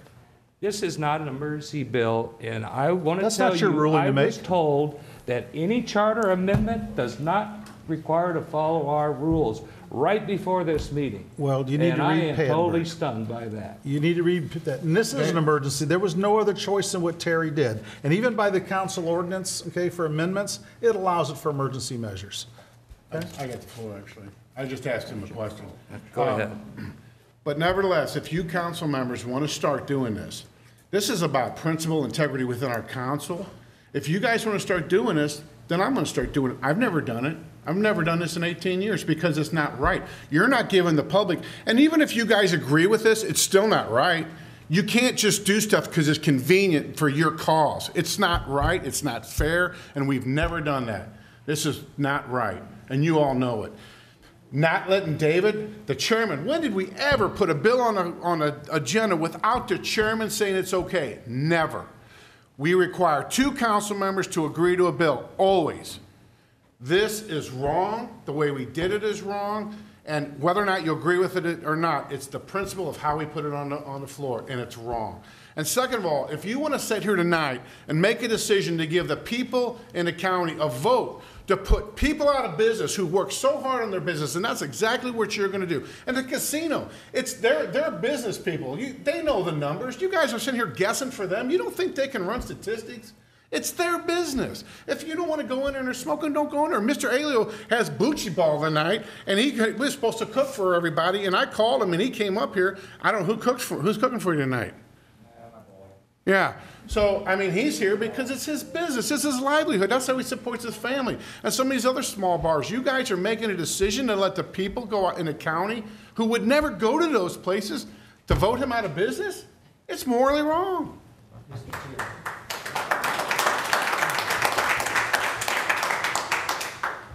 Yes. I would just like to refresh Mr. Brazel's memory about Proposition S. You said, let the people decide. I did, John, but we followed the rules. No, don't interrupt me. That's rude. 3 hours before the council meeting put it on the agenda? I don't think so. We had 2 meetings and we had a lot of public comment. Always. He did have support because I supported it. I think it's an important issue, just like you said. People should have a choice. They'll have 2 choices on this ballot. And I ask this council to agree with that. It's a fair thing to do. You talk about fairness. This is fair. Put both of them on the ballot. That's fair. That's fair. You can't deny that.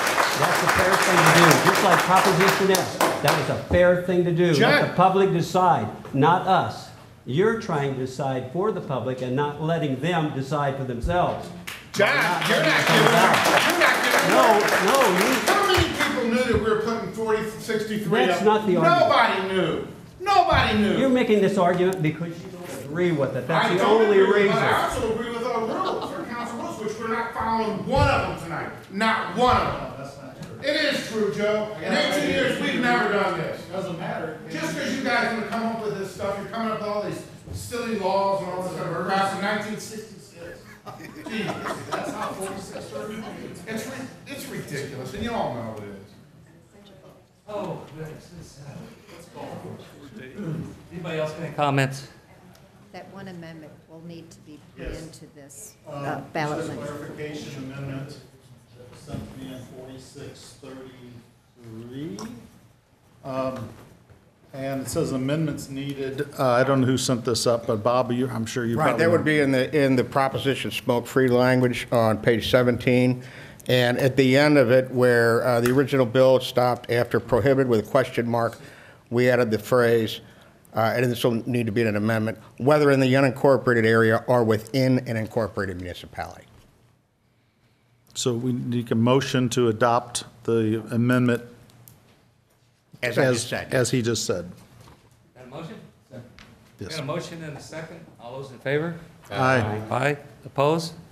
Motion carries. I got a motion. I'd like to exempt cigar bars and any tobacco selling business from being able to sample cigars and so forth and smoke cigars. How's that motion? I'll second it.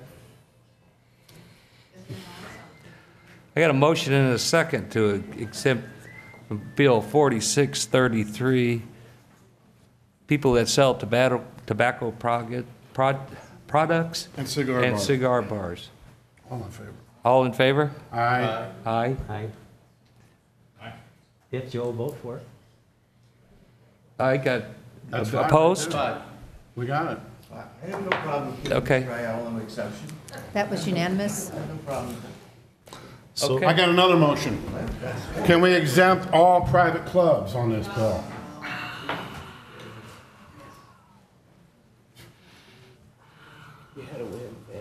Well, they'll vote no for it.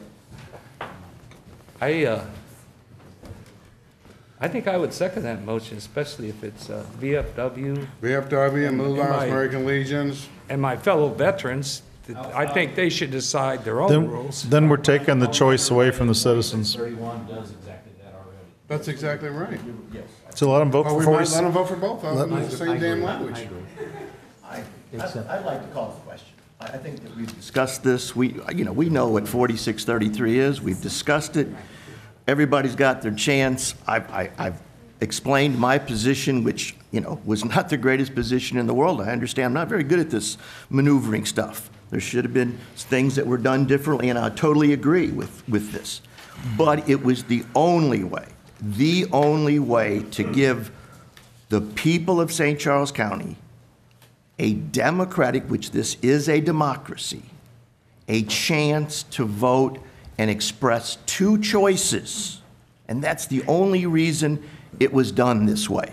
I regret that it was something that was done unusual. I don't necessarily believe at all that it's the greatest way to do things.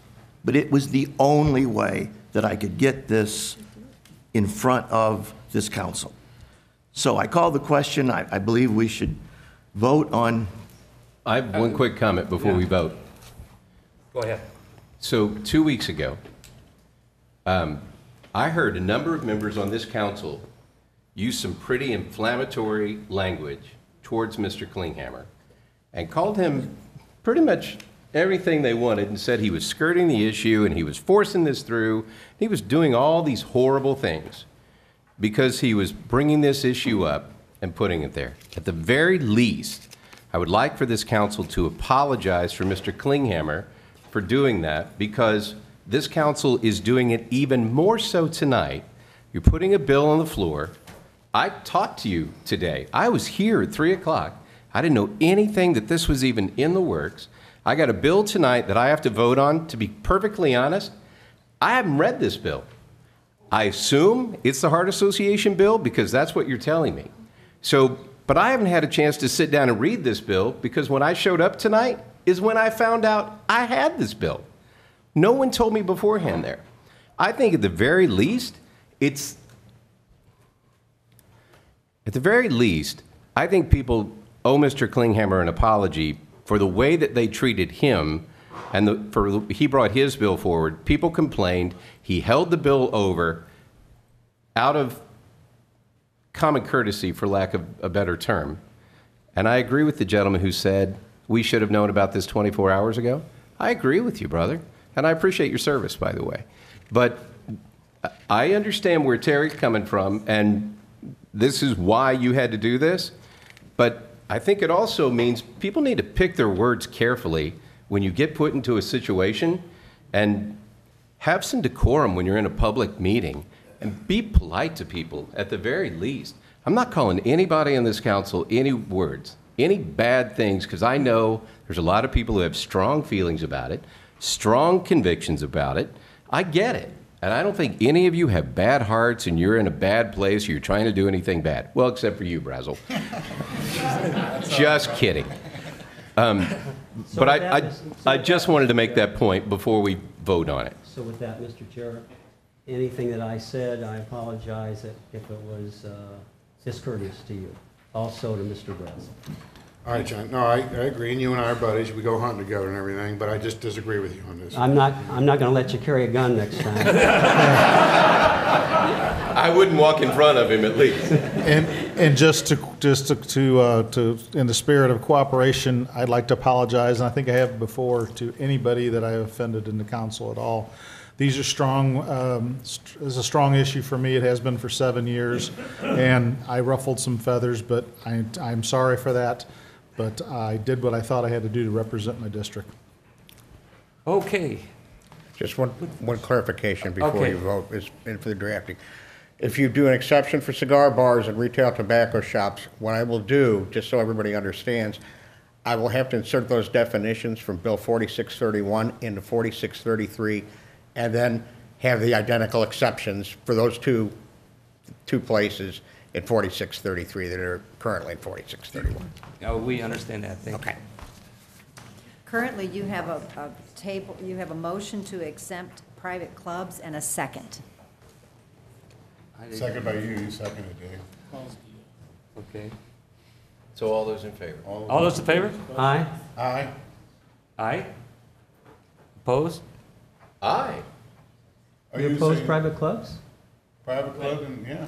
You just exempted private clubs, and you said aye. No, that's what I thought we were voting on, to exempt private clubs. Yeah. Yes, sir. Okay. Again, I would give an exemption, except for we've already given an exemption to 4631. It's in there. I mean, so the people, are going to have that choice, when it comes to voting. 4631 contains that, and, that's their choice. For comment for what it's worth, the exemption for the VFWs and American Legions a lot were a very hot issue 7 years ago. In fact, we had those folks here quite often, okay? If you remember right, the AMVETs and the different VFW posts. Since that time, things have changed. 7 years have passed. The VFW now recommends to all their posts to be smoke-free because these young veterans that are coming back from Iraq and places like that do not smoke, okay? Like the World War II and the Korean War and Vietnam veteran organizations have. So, I'm not certain that we're doing those guys necessarily a service to this because I think times have changed in 7 years and I don't see them here represented. Joe, we're giving them a choice. Yes, we are, between 46, 31, and 33. Is that a no? Yeah, I think that's so. Okay, just the vote, the questions on. Call the roll on that, please.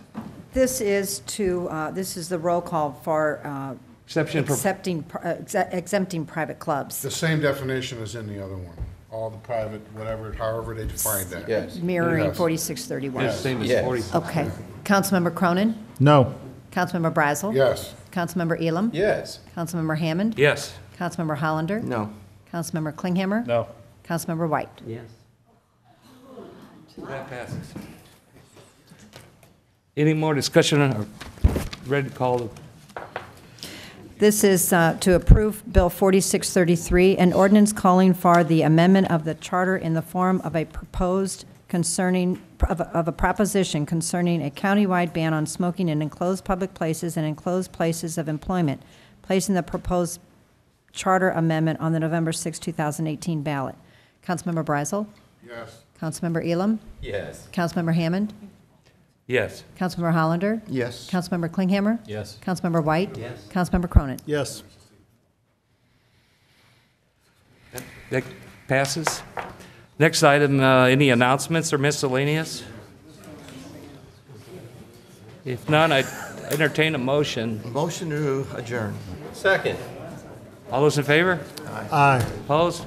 We're adjourned.